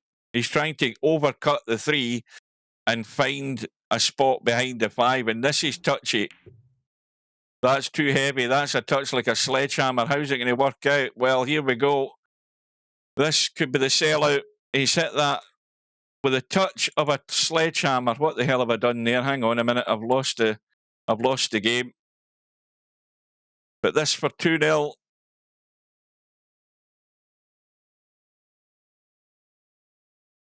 Oh, you got the carom. What am I talking about? You're right. My bad. You can tell I need my dinner. And he's pinched it. Well, apologies to Jose there, because I was getting so excited. I was forgetting he was still in 99. But there's the perfect example of how to survive in Cowboy. I mean, that is exactly the scenario that I've talked about in a number of these matches, where a player is going all out to, make caroms when it's not really the right time to do it. And what Jose did there for all of that visit was he took what he could get, and then he ducked and dived. I got myself overexcited there at the end, thinking he was trying to duck in behind the 5. I forgot he still needed the carom to get to 100. But that was beautiful. I mean, full praise to Jose for that, because that is the art of survival in Cowboy that he's just done there. I mean, that's from the depths of despair, where he's not really scoring great. He's not really threatening Coldest Pillow with the scoring. He's just hanging in. And, Coldest Pillow got to 100. It seems like hours ago he got there. And then he was messed about for 20-odd minutes with Jose ducking and diving. And that, to me, was a perfect example of Cowboy survival in the carom phase when your opponent's on 100. Couldn't ask for any better.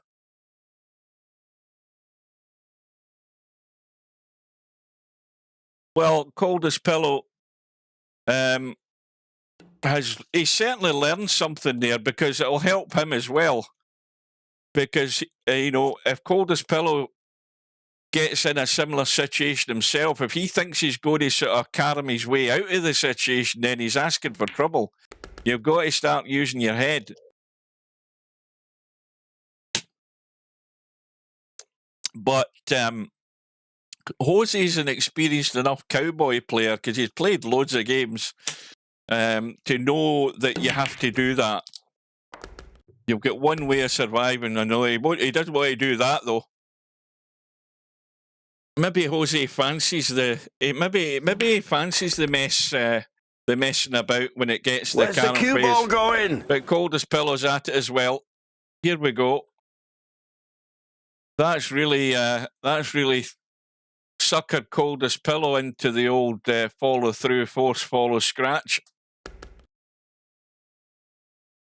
Yeah, I think Jose's maybe fancy about doing this the hard way.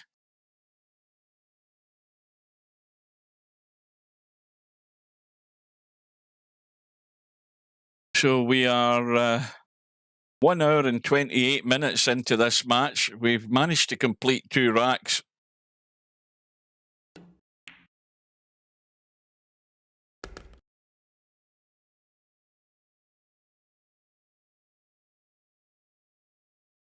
Well, I think I'm going to actually go into see once this match is finished. I'm going to make a video of that situation in the carom phase there from Jose, because I think everybody wants to see that. And I'm going to call it the art of survival in Cowboy. So that video will be going on my channel tomorrow at some time. It's the first to 3.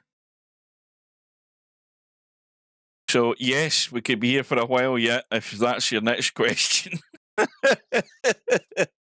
Yes, it could be a long night. I don't care because I've got no work tomorrow. I just want to get something to eat, though.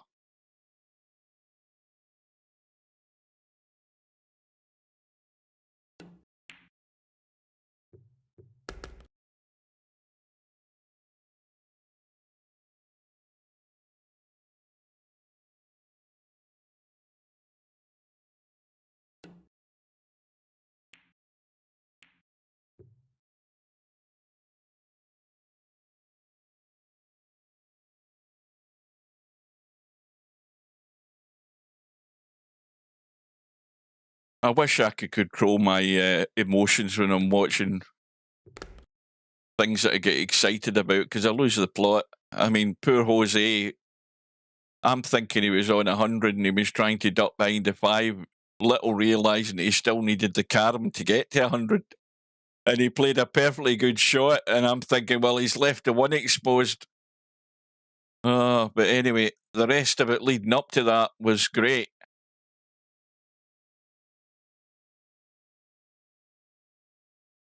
Yeah, we'll still be in this rack 30 minutes time. I can guarantee you that. You won't see a result in this rack in 30 minutes, I don't think.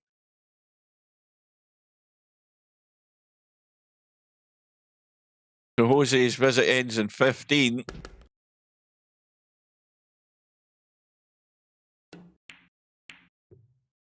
I wonder how Coldest pillow feels at the end of that second rack, having experienced the pitfalls of not getting the job done as soon as you can in this game, because that's what exactly can happen. You can get your pocket picked if the player you're playing is clever enough and wise enough.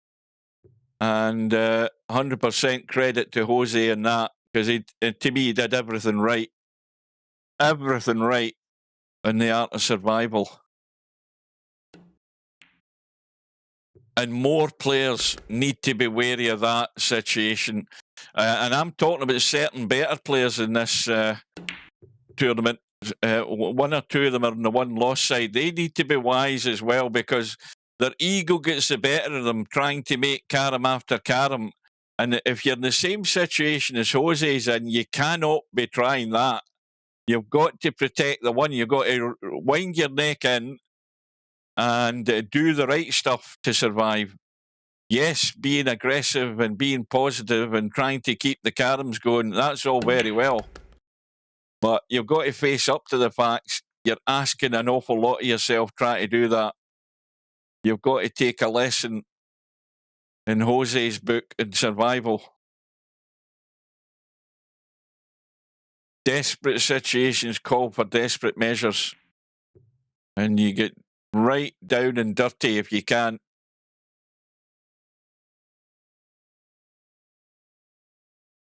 So Jose back in. Coldest Pillow's visit was all too short. Goodness knows what he made. But if only Jose could actually get things under better control and make the contributions bigger, he could have this match under control, but we're waiting on that happening yet.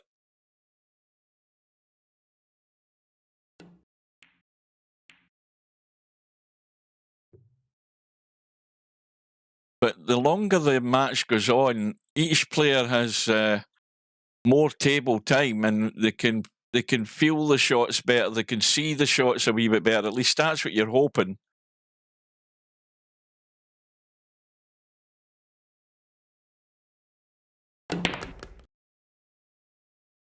That needs to stop there. Well, a dangerous 1 to the 5 ball. This is again just about how much the 1 ball that you take.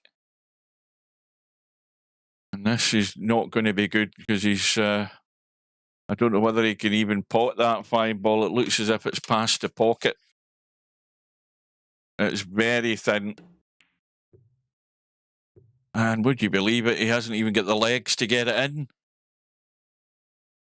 So the run ends in 10. Desperate to avoid actually scratching, but the 5 ball's hanging. Now this should be an easy enough starter. 5 ball, and then you've got a 5 to the 1 or the 3, so no work needing done here. Now again, why is he drawing the cue ball over when he had something really easy set? Okay, he's landed easy, but again, Coldest Pillow's doing unnecessary movement of the cue ball. That's what you don't want to be doing in any game when the simple shot was already set up for him.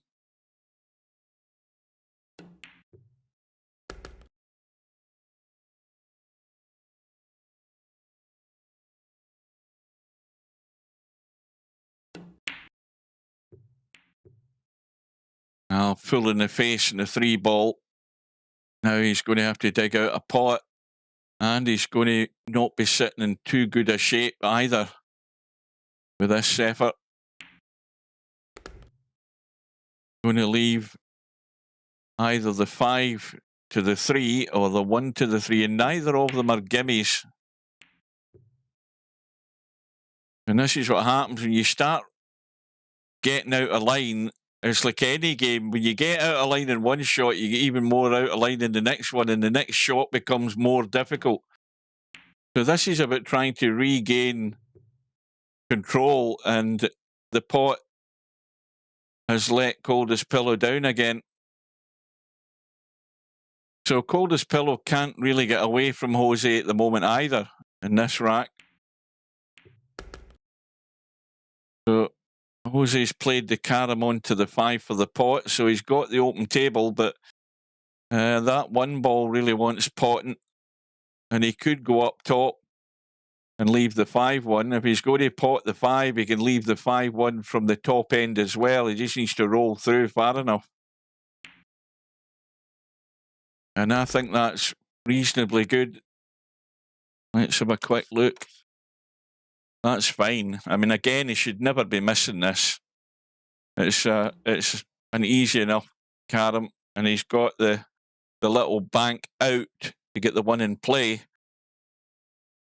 And again, the ball to pot is the 1, and just let the cue ball come back into the table, get above the kitchen line, and you've got a 1 to the 5, easy enough.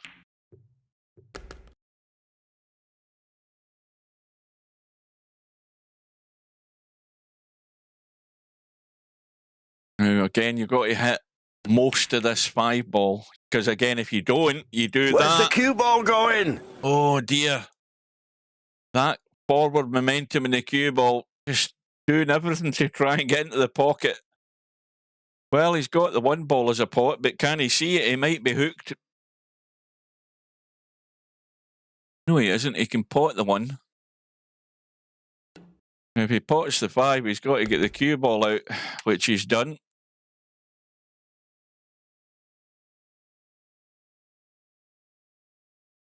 Well, he can try and go direct to the 5, to the 3, but that's a big stun.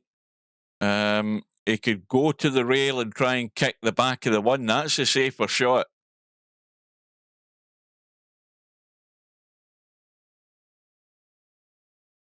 I mean, you're not going to scratch doing that. Now he's trying to baby this towards it. He's going to get the legs. Yes, he has.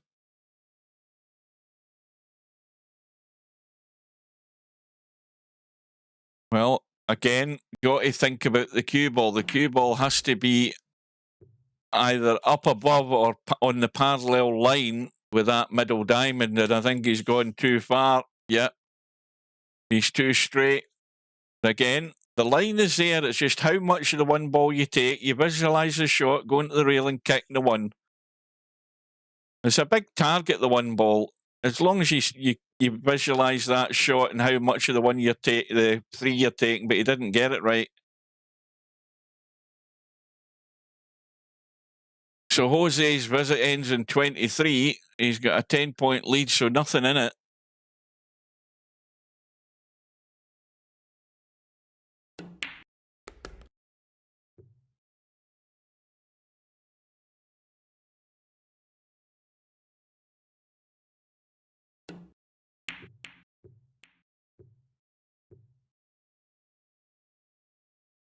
Well, he again has to dig out a pot to survive here.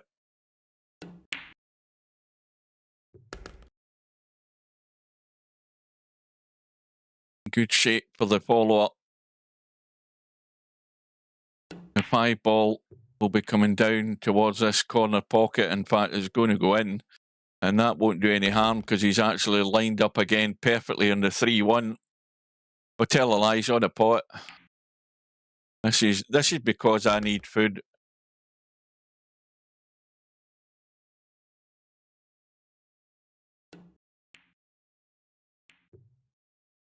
Just grazes a 1 ball.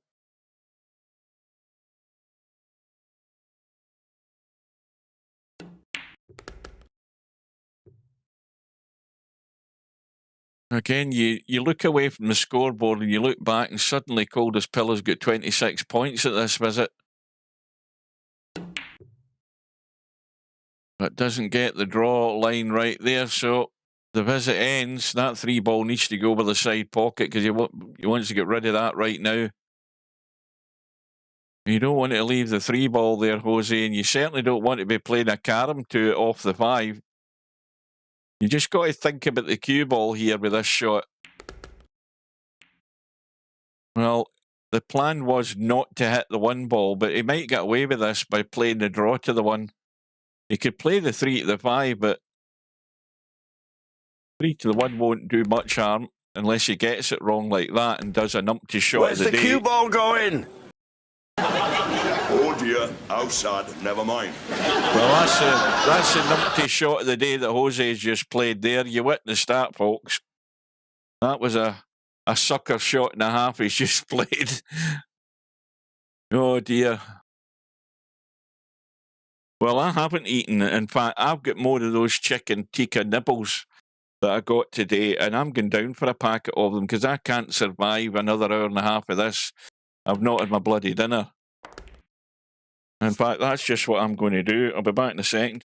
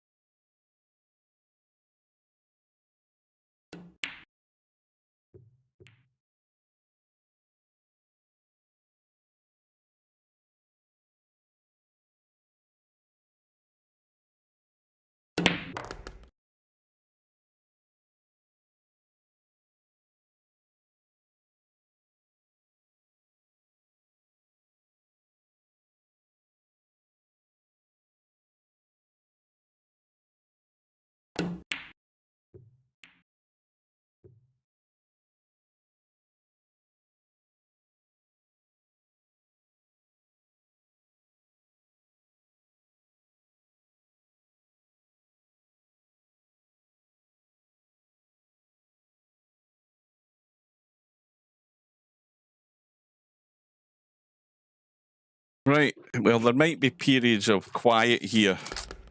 And that's because I will be muted and I will be consuming something edible.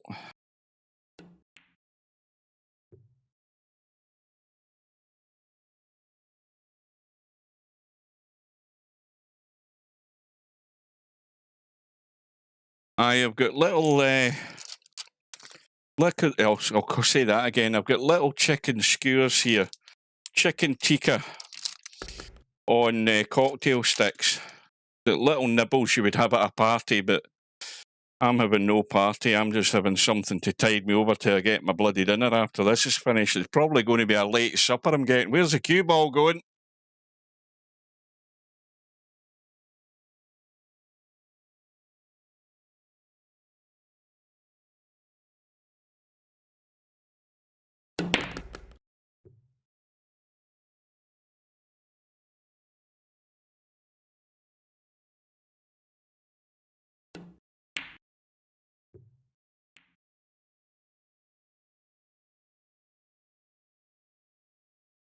Now, I will say this at this point. Coldest Pillow's in 89. So he's odds-on favourite in this rack. Jose is within touching distance. And we could be in a very similar scenario as the last rack here.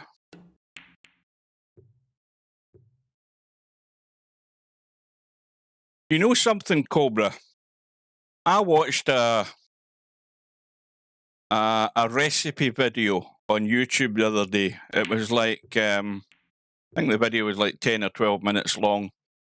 And I think the video was entitled How to Make a Quick Snack or whatever it was. I can't remember. But all it was chips, right? So you don't see the person in the video. You just see their hands chopping up the potatoes. And they're making chunky chips.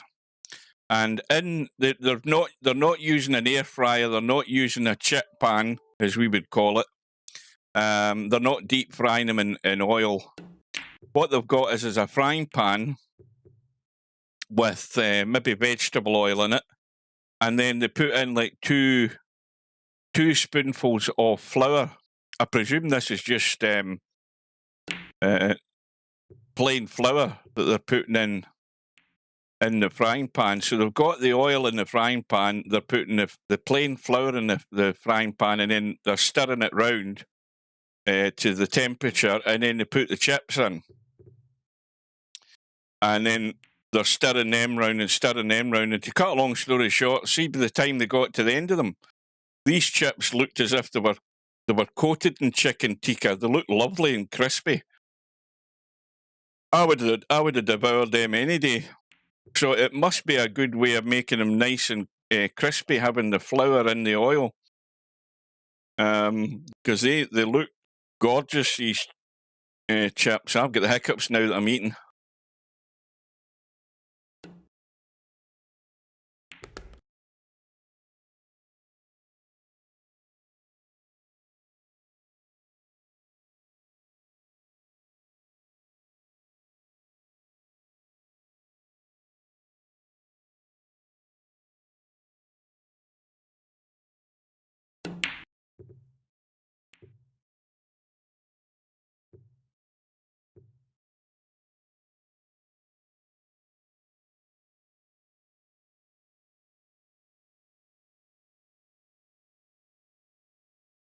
Well, that was a great effort there, just short of the 3.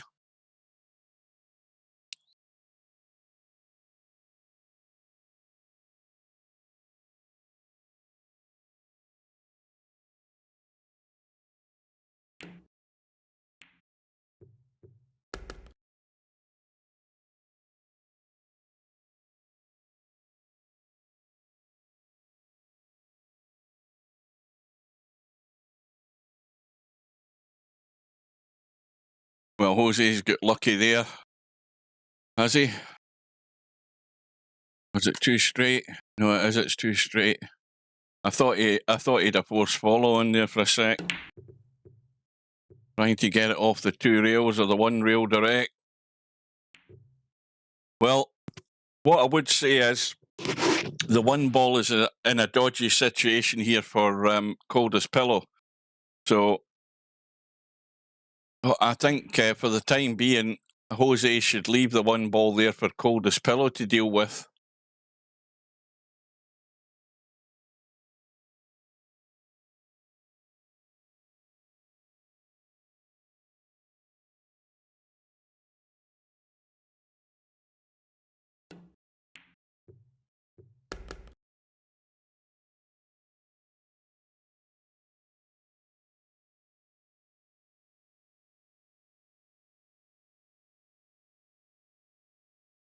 Well, everybody's using air fryers because it's the trend at the moment. It's the healthier option.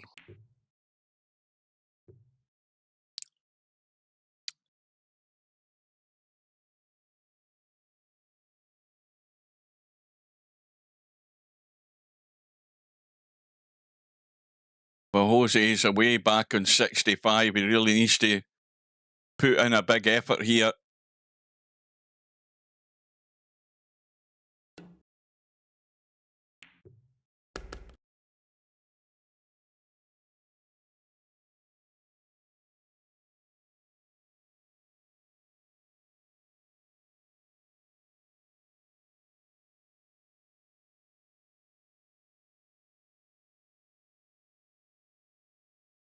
Oh, welcome, Tommy. I never noticed you there. I'm too busy eating.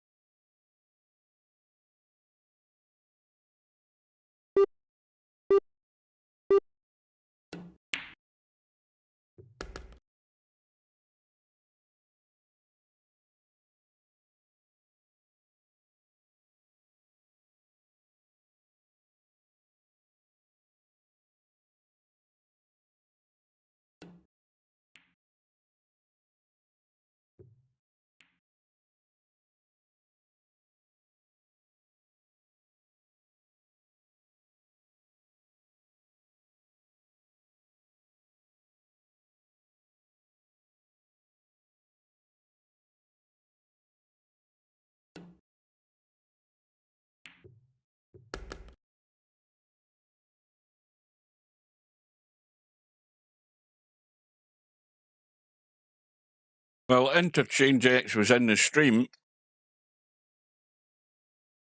He was in watching. I don't know whether he's still there.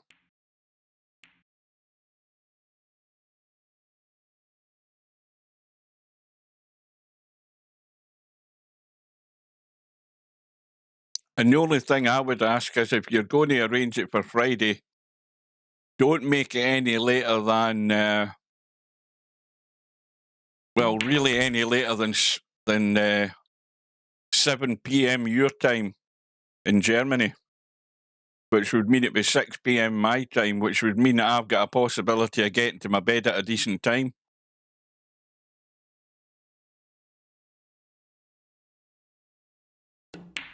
That's all I'm going to say in that matter.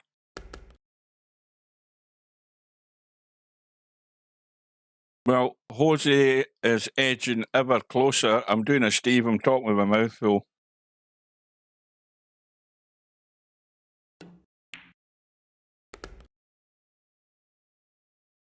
But this is important because it'll help me get to the end of this bloody match whenever it's going to finish.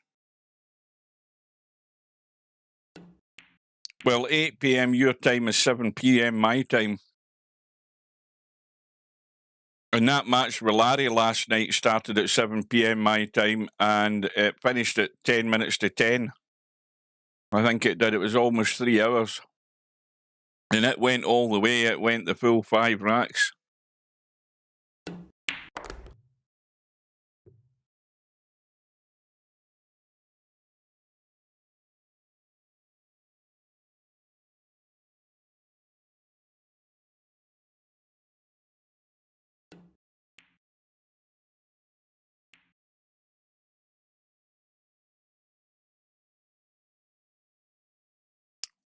Now, Jose ends his run in 23.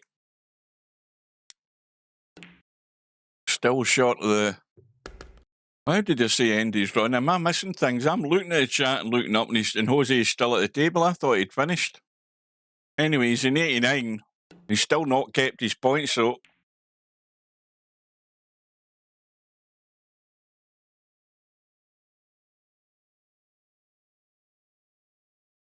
I'm trying to multitask at the same time here, eat and actually keep an eye on what's happening. Where's the cue ball going? Disaster. Outside, never mind.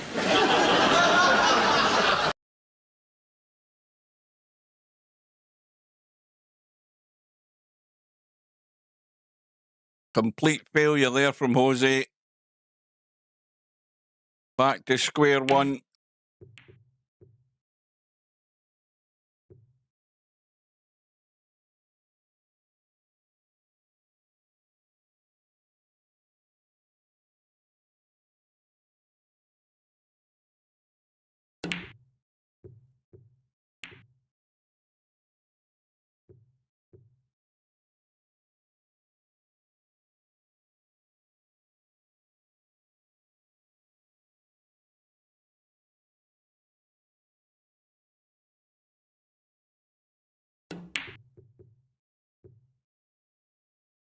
Well, I can only ever say disaster with a full mouth when the next disaster comes around, because my mouth is definitely full right now.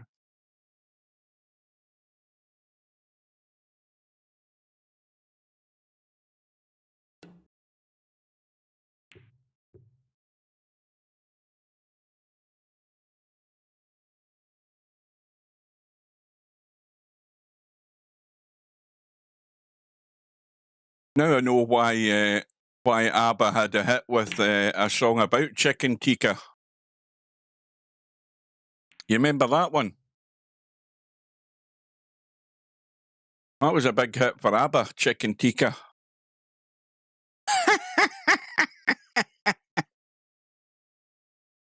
Of course, you've got to be a certain age to understand that one.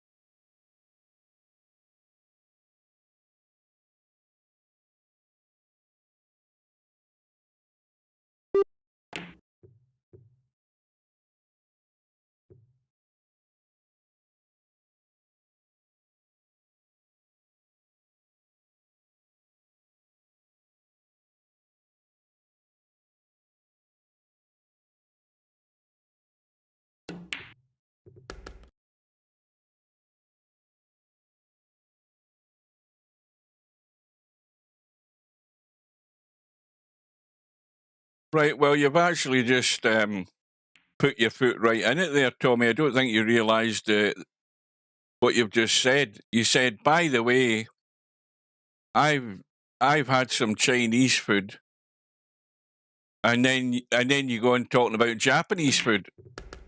Tempura salmon sushi is Japanese. It's not bloody Chinese. The crispy duck part's Chinese. I'll give you that. And the hot sour soup, but the first part is actually bloody Japanese.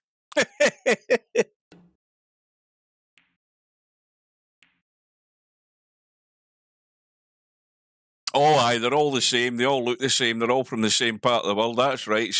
Yeah, stereotypical, that.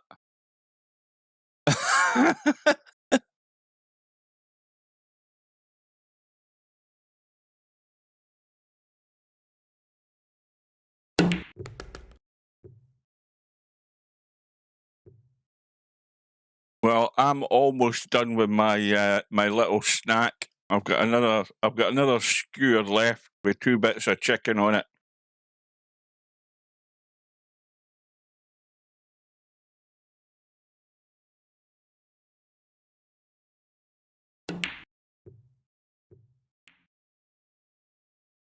All right, see you later, Tommy.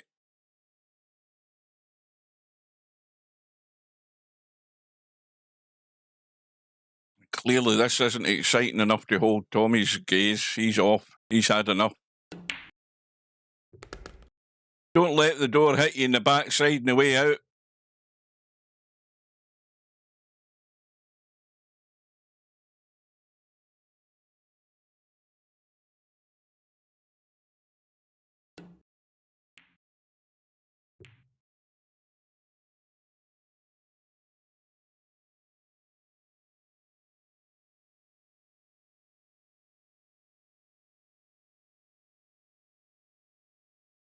Oh, now we've got controversy. Now we've got an expert chiming in saying that sushi is Japanese, which of course it is. But salmon sushi isn't.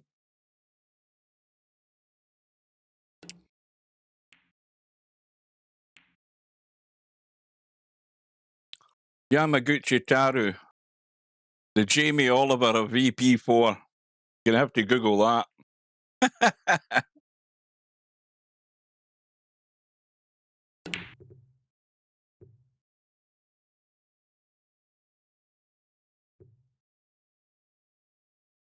Well, Jose's left the table ugly. There's a two-way shot here off the 3-ball for Coldest Pillow. He can go 2-3 rails into the 1 as well off the 5. He's went the 2 rails into the 3. And he should be 2-1 in front, because I think this is just a straight force follow into the pocket. There we go. No messing about this time, Jose.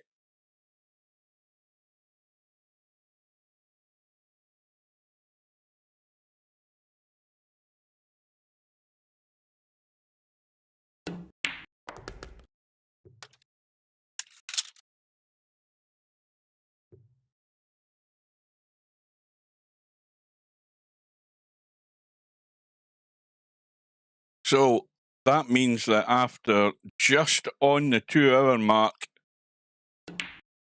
we have Coldest Pillow with a 2-1 lead. And I think for Jose to survive now, I think he really has to put something together. He's got to put some scores together. And it would be to his benefit to get as far away from Coldest Pillow as he can.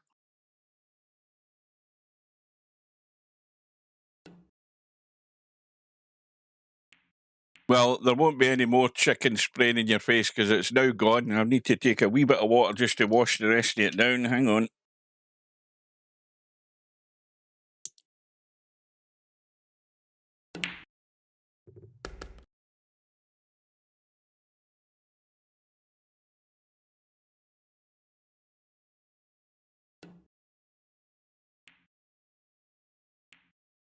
You see, there's enough sustenance in that just to put a line in my stomach in preparation for my dinner, which I don't even know what that's going to be yet. But if I hadn't eaten something there, I'm pretty certain a migraine would have kicked in.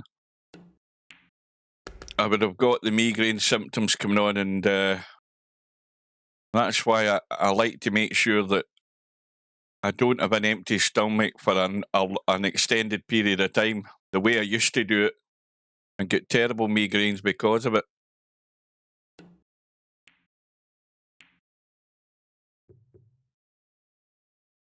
The 1 ball stays in play. I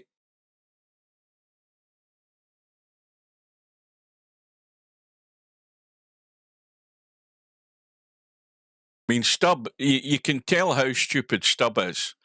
He's the only person who goes into the room to type crap, and he's obviously listening to the stream because he types noob meat eaters, and now he's left the room because he's in there, but he's got the stream on and he doesn't participate in the stream. Oh, risky one again there from Jose.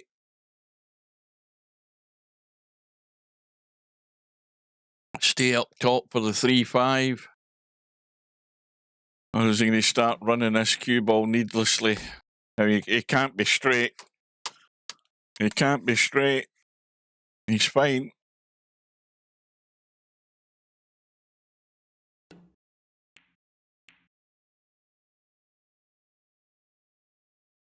Well, again, just a dead weight drop in the 5 and stay above this 3 ball anywhere in this area. Well, that's going too far. That's gone too far. He hit it too heavy. If he finished sort of here, he was fine. I mean, he's still got a shot, but it's a hell of a lot tougher than what he would have had.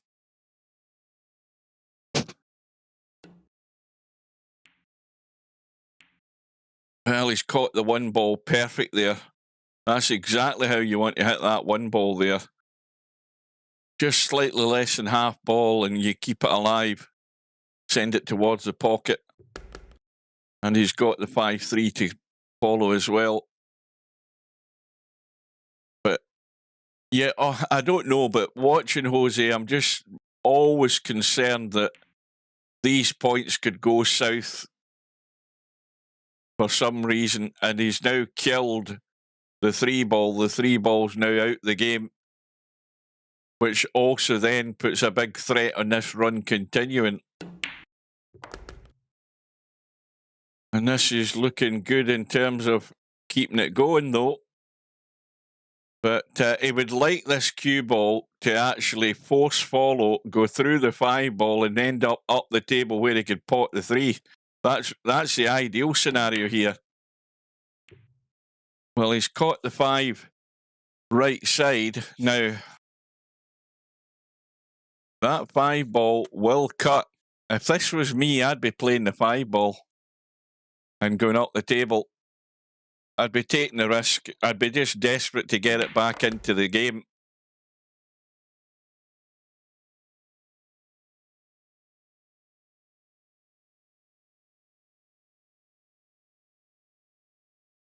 But the 3 ball remains where it is. Jose's run goes to 44. And this time, it's not quite as simple. For the pot, he's got the cut back across the table, cue ball going up the table. Now again, he has to have enough pace in this to get to the pocket. And he's got to make sure he's not heading up towards the corner pocket, which he isn't doing. But what he's given himself is a chance to nudge that 3 ball out. And again, half ball either side, it won't matter. And that's perfect. Has he got a pot on that's comfortable? No, he hasn't. Not really. He's only got the 3 ball to go for. And again, he's got to think about where the cue ball is going to go. He really needs to hit this with a wee bit more pace, because if he doesn't, he's going to be in the middle of no man's land like that. That's no good. Now he's going to be crazy if he starts doing stuff to try and make the carom. It's a big stun to get to that 3. And this is a lot of points to throw down the pan.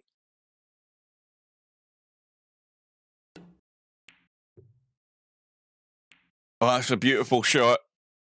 Just missed the double hit, but that was very well worked out. Excellent shot there.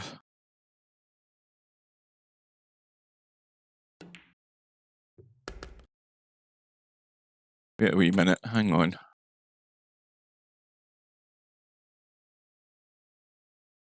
Hang on a sec.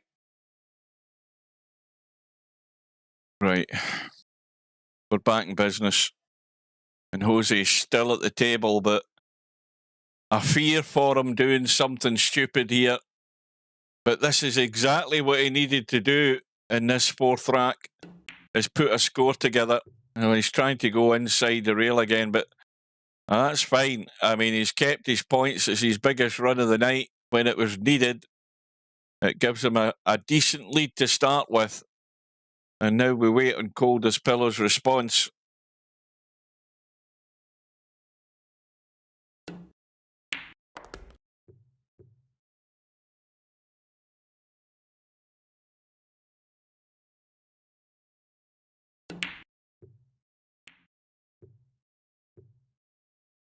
Well, the one thing with Coldest Pillow is it won't take him long to reel in that 59-point deficit.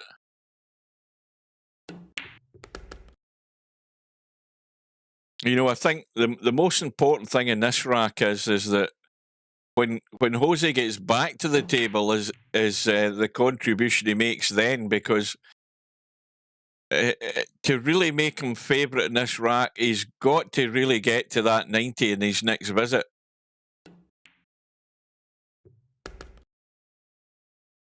Because if he doesn't, he knows that Coldest Pillow is going to be running him down very rapidly.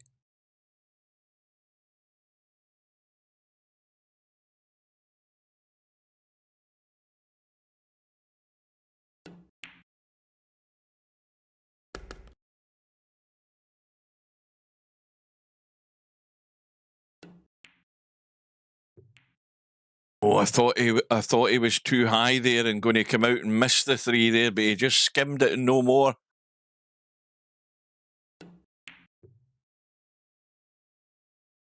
This might be too straight, is it? No, he's fine. But this is, again, another little testy force follow because the line is not a usual line that you're trying that on. It's slightly wider, but he's got it.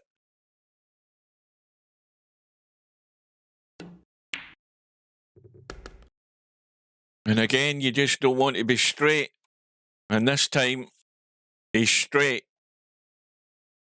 And now he has to work the rail onto that 1 ball. Well done. There's many a player would have started doing all sorts there and not seeing the obvious there on that shot, where you're just using however much of the 5 ball you think you need to get that line to the rail and the tangent line coming out onto the 1 ball. There's many a player would have started doing acrobatics there rather than just playing a sort of natural shot.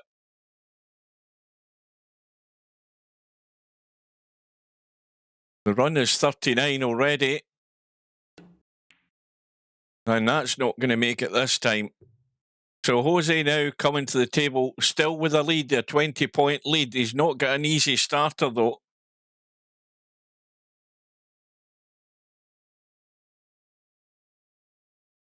And he's not going to have necessarily an easy follow-up either when this 5 does go in its spot. Yeah, this is not good. Needs a good shot to stay at the table here. This is fraught with danger.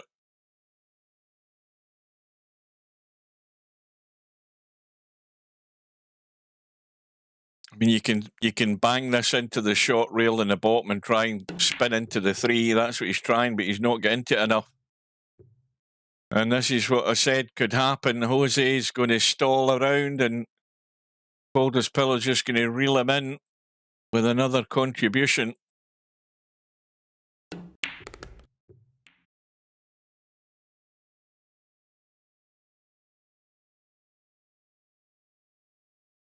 Well, it's an open table, but it needs a good pot.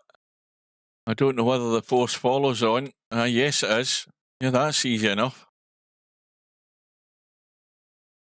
He's actually playing the pot here, but he's got an open table. He could easily play the force follow. You're not going to run into the 3 ball. He took the actual harder option there, and he's not sitting ideal.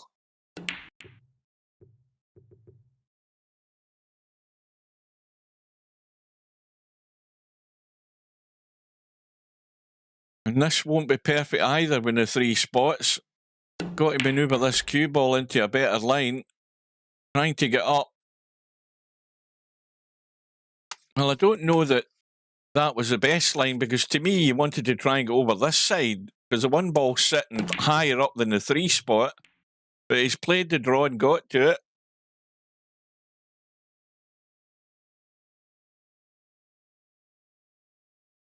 And the edge is ever closer to Jose.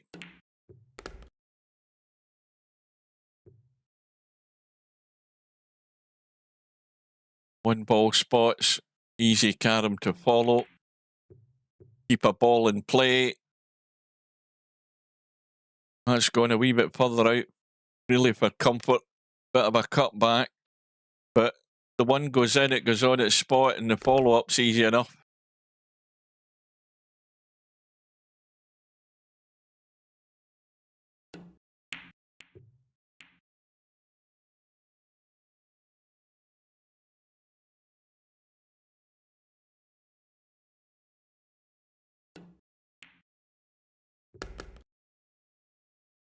Now, this is a bit dodgier because this is a force follow, and Coldest Pillow didn't even think about it because he's obviously sighting these force follows a lot better now.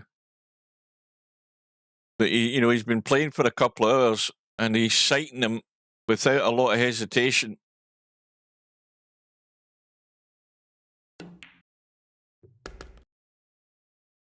Well, almost 2¼ hours now.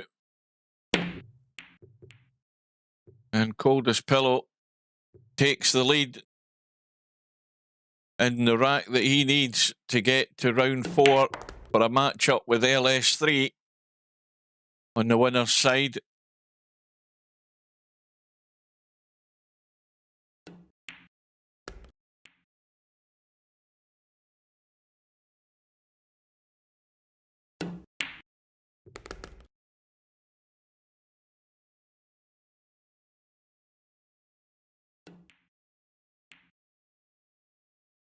That's killed the 3-ball again.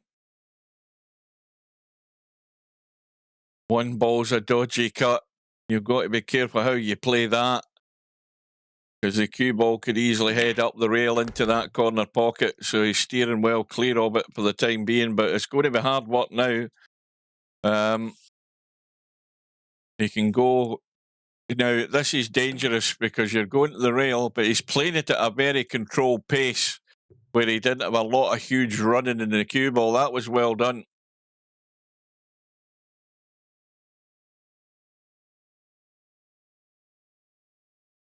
But the balls are not good. It's all about watching the scoreboard. That'll take him to 89.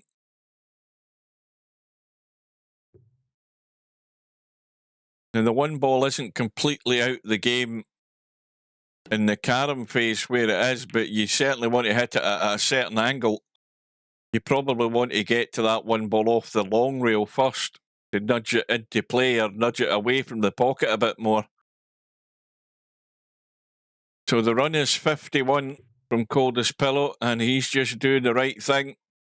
He's just taking the money and running and protecting his points. And it's all up to Jose now. And he's got nothing easy at all to get started here. Nothing. He's got a very dodgy cut in the 5-ball down the rail.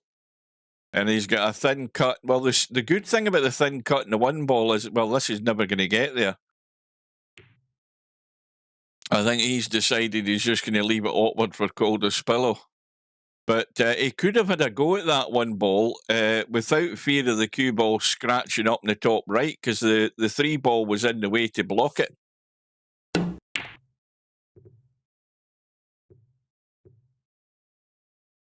Well, now there's no time to mess about, Jose. You've got to get that 1 ball on its spot and start scoring.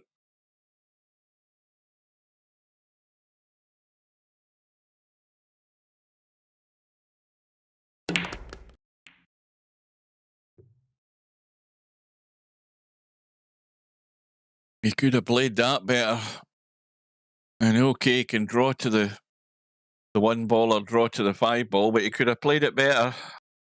But he does have an open table, though. I mean, he could also pot that 3-ball, get it on its spot. I don't know that he's thinking about that, though. But he's still got an open table. He could do it now and then play the 1 to the 5. But working with the 5-ball will certainly accumulate the points quicker. But I would say that the fact that Coldest Pillow is just on 90, this match could still go anywhere. This rack could, if Jose has his head screwed on and realises the gravity of the situation, because this is a great chance for him to reel Coldest Pillow in. And it is by far not over. Far from it. As long as Jose gets to 90 in this visit and keeps the points, which is even more vital.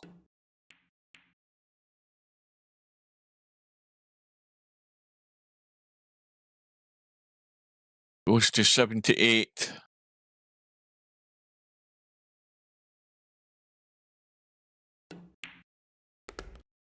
That needs to come out a bit.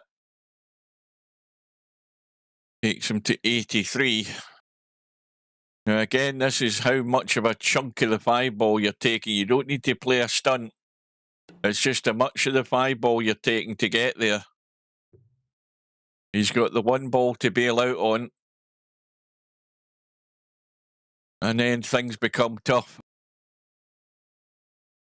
Now, if he gets the one ball and stays in the kitchen and comes across below the one ball, he'll have the 1 to the 5. He's got to see that shot.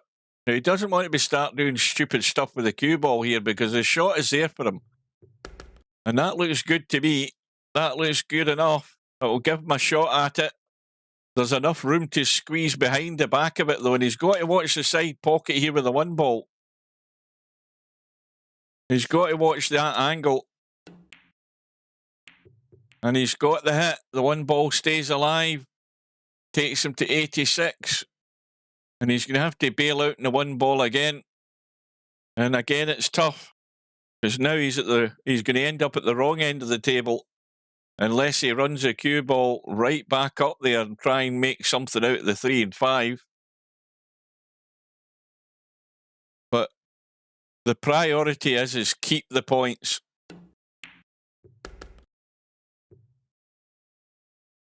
Well, if he's going to play the 5 to the 3, he must double check he's overcutting the 5. He must double check that. Go to the rail, kick the back of the 3, but overcut the 5. Well, he's playing it so delicate he was never getting there. He never had the line, and I think he was scared of that. And so he's done the right thing in that he hasn't lost his points. He's still short of the 90, though. He really should have been getting there.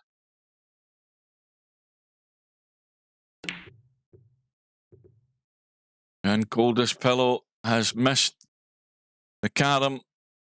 2 rail carom. It wasn't a guaranteed certainty, but he might have got away with it. Well, Jose's got the pot. The 1 will go past the 3. And he just needs to drop this in. I mean, it's pocket weight. Well, it's actually glanced off the 3. Just grazed it and still held the line to the pocket.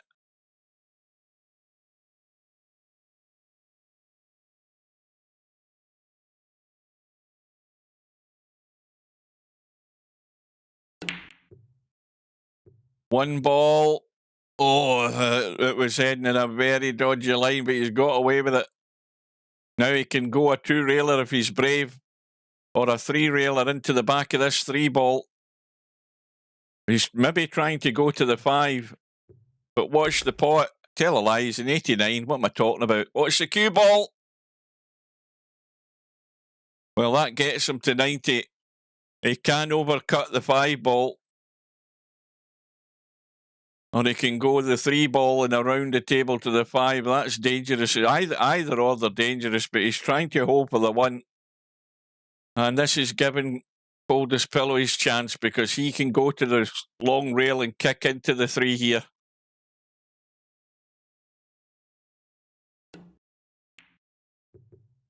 No, he didn't go high enough. He went too thin. Well, that one I would have expected him to get. But now it's anybody's. They're both neck and neck. Who can get in and get a start here? There's enough room just in that corner to get out of there. But the 5 ball has gone, and the cue ball needs to go as well.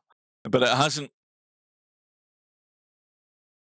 Well, Coldest Pillow can play the same shot again here. If he goes 1 ball and hits it hard enough, he can go to the rail and kick into that 3. I don't know why he's not looking at it, because to me the shot's on. He's went direct. And he's got away with that one as well. Big risk. Anything could have potted. But look what's happened. The 5 and the 1 have come together. Now, if he could have played the 5 and nudged to the 1, he could have tried to hold that 1 closer to the 3. Now he's killed the 5 ball, though.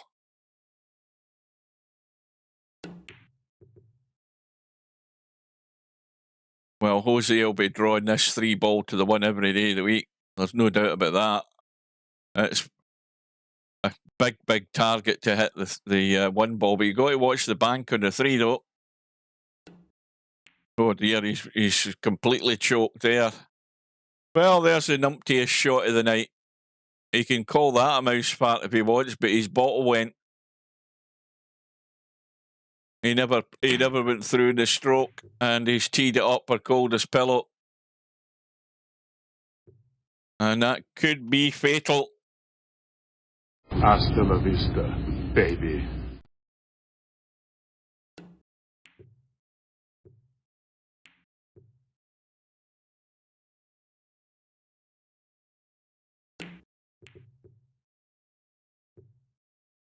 Well, it'll be a big risk here if Coldest pillow starts meddling down with this 5-ball.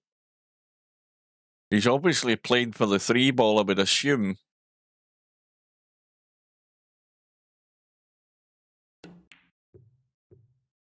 It's going to be short.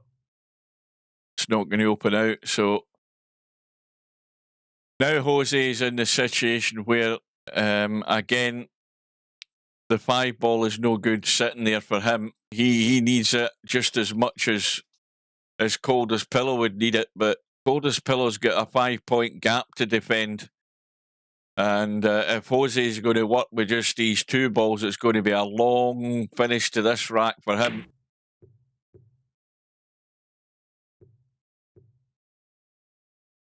Well, he's set up a little 2-3 railer here for Coldest pillow again. That was not well played.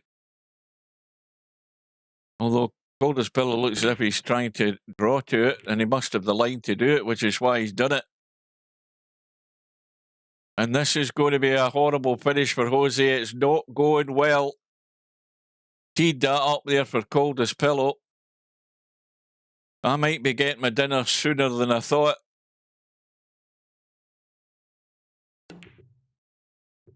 This is good. This is a good line again. This is perfect. And it just grazes the 3. That was excellent.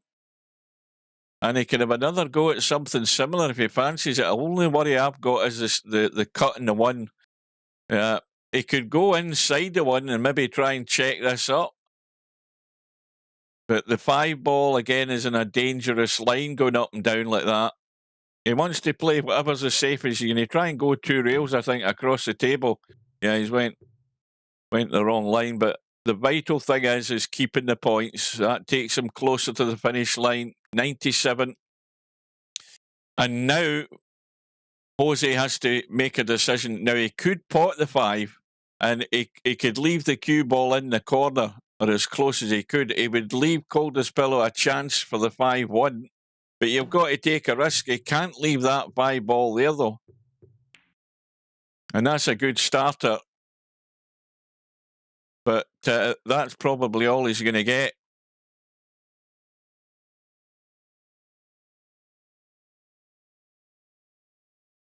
The one thing to Jose's advantage in this whole situation is that if he's going to get, if he's going to survive, if it gets very dangerous, then as long as that 5-ball's there, then he's got a safe spot to put the 1-ball.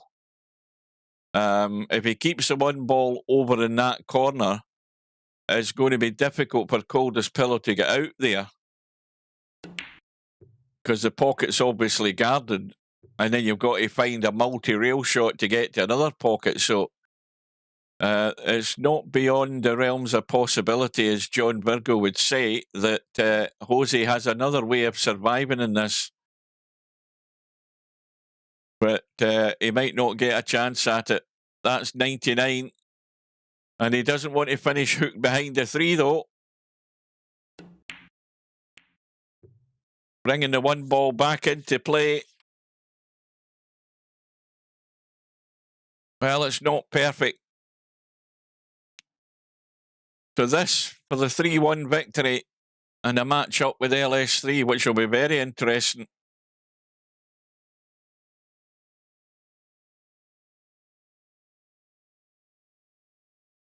Well, Jose, if he gets another shot at it, because this is by no means simple to get out here.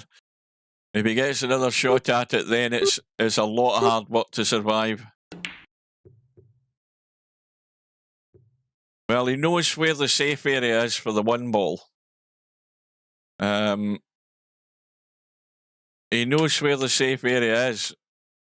And this is right in the middle of no man's land. He's got very little choice in what he can do here, other than trying to keep this one ball safe.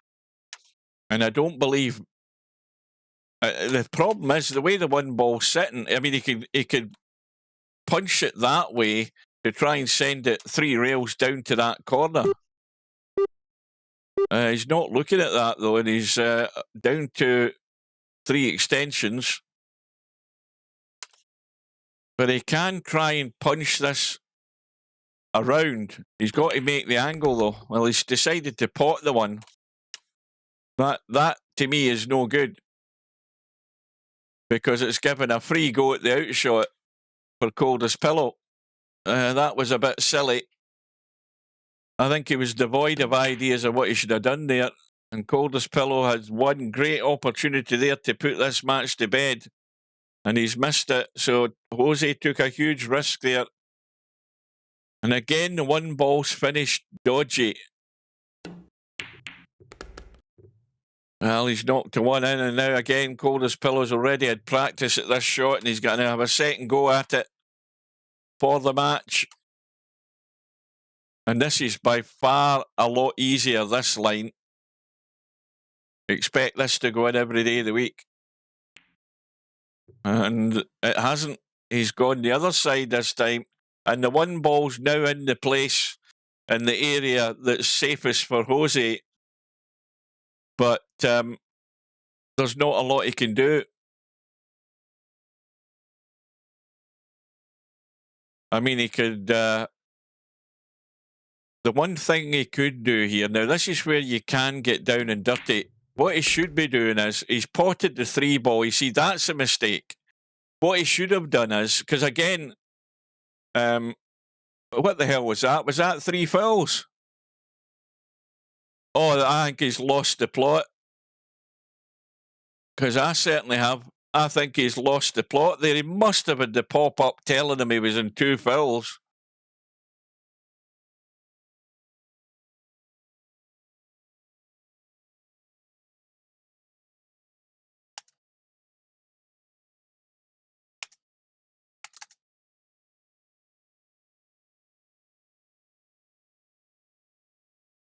I mean, did he ignore the pop-up? Well, that's the numptiest finish ever to a match in Cowboy. You see the pop-up, all he did was pot the bloody 3.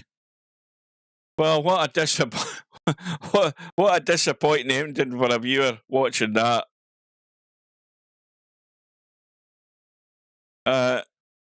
Well, Yamaguchi's Taro says, I didn't notice 3 foul.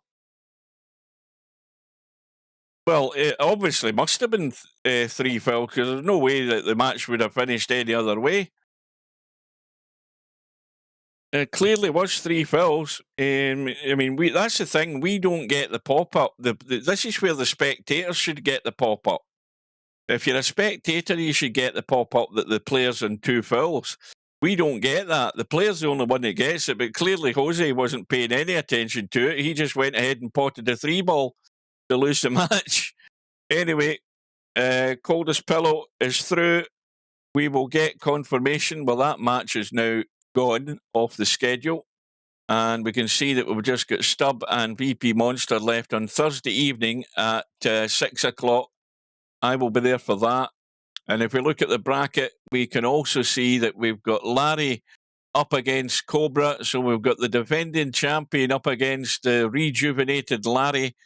Larry's made hard work of it, though. He's had 2 tough matches to get here. He's taken out Matt 3 racks to 2 in the final rack. And likewise last night against Miskin.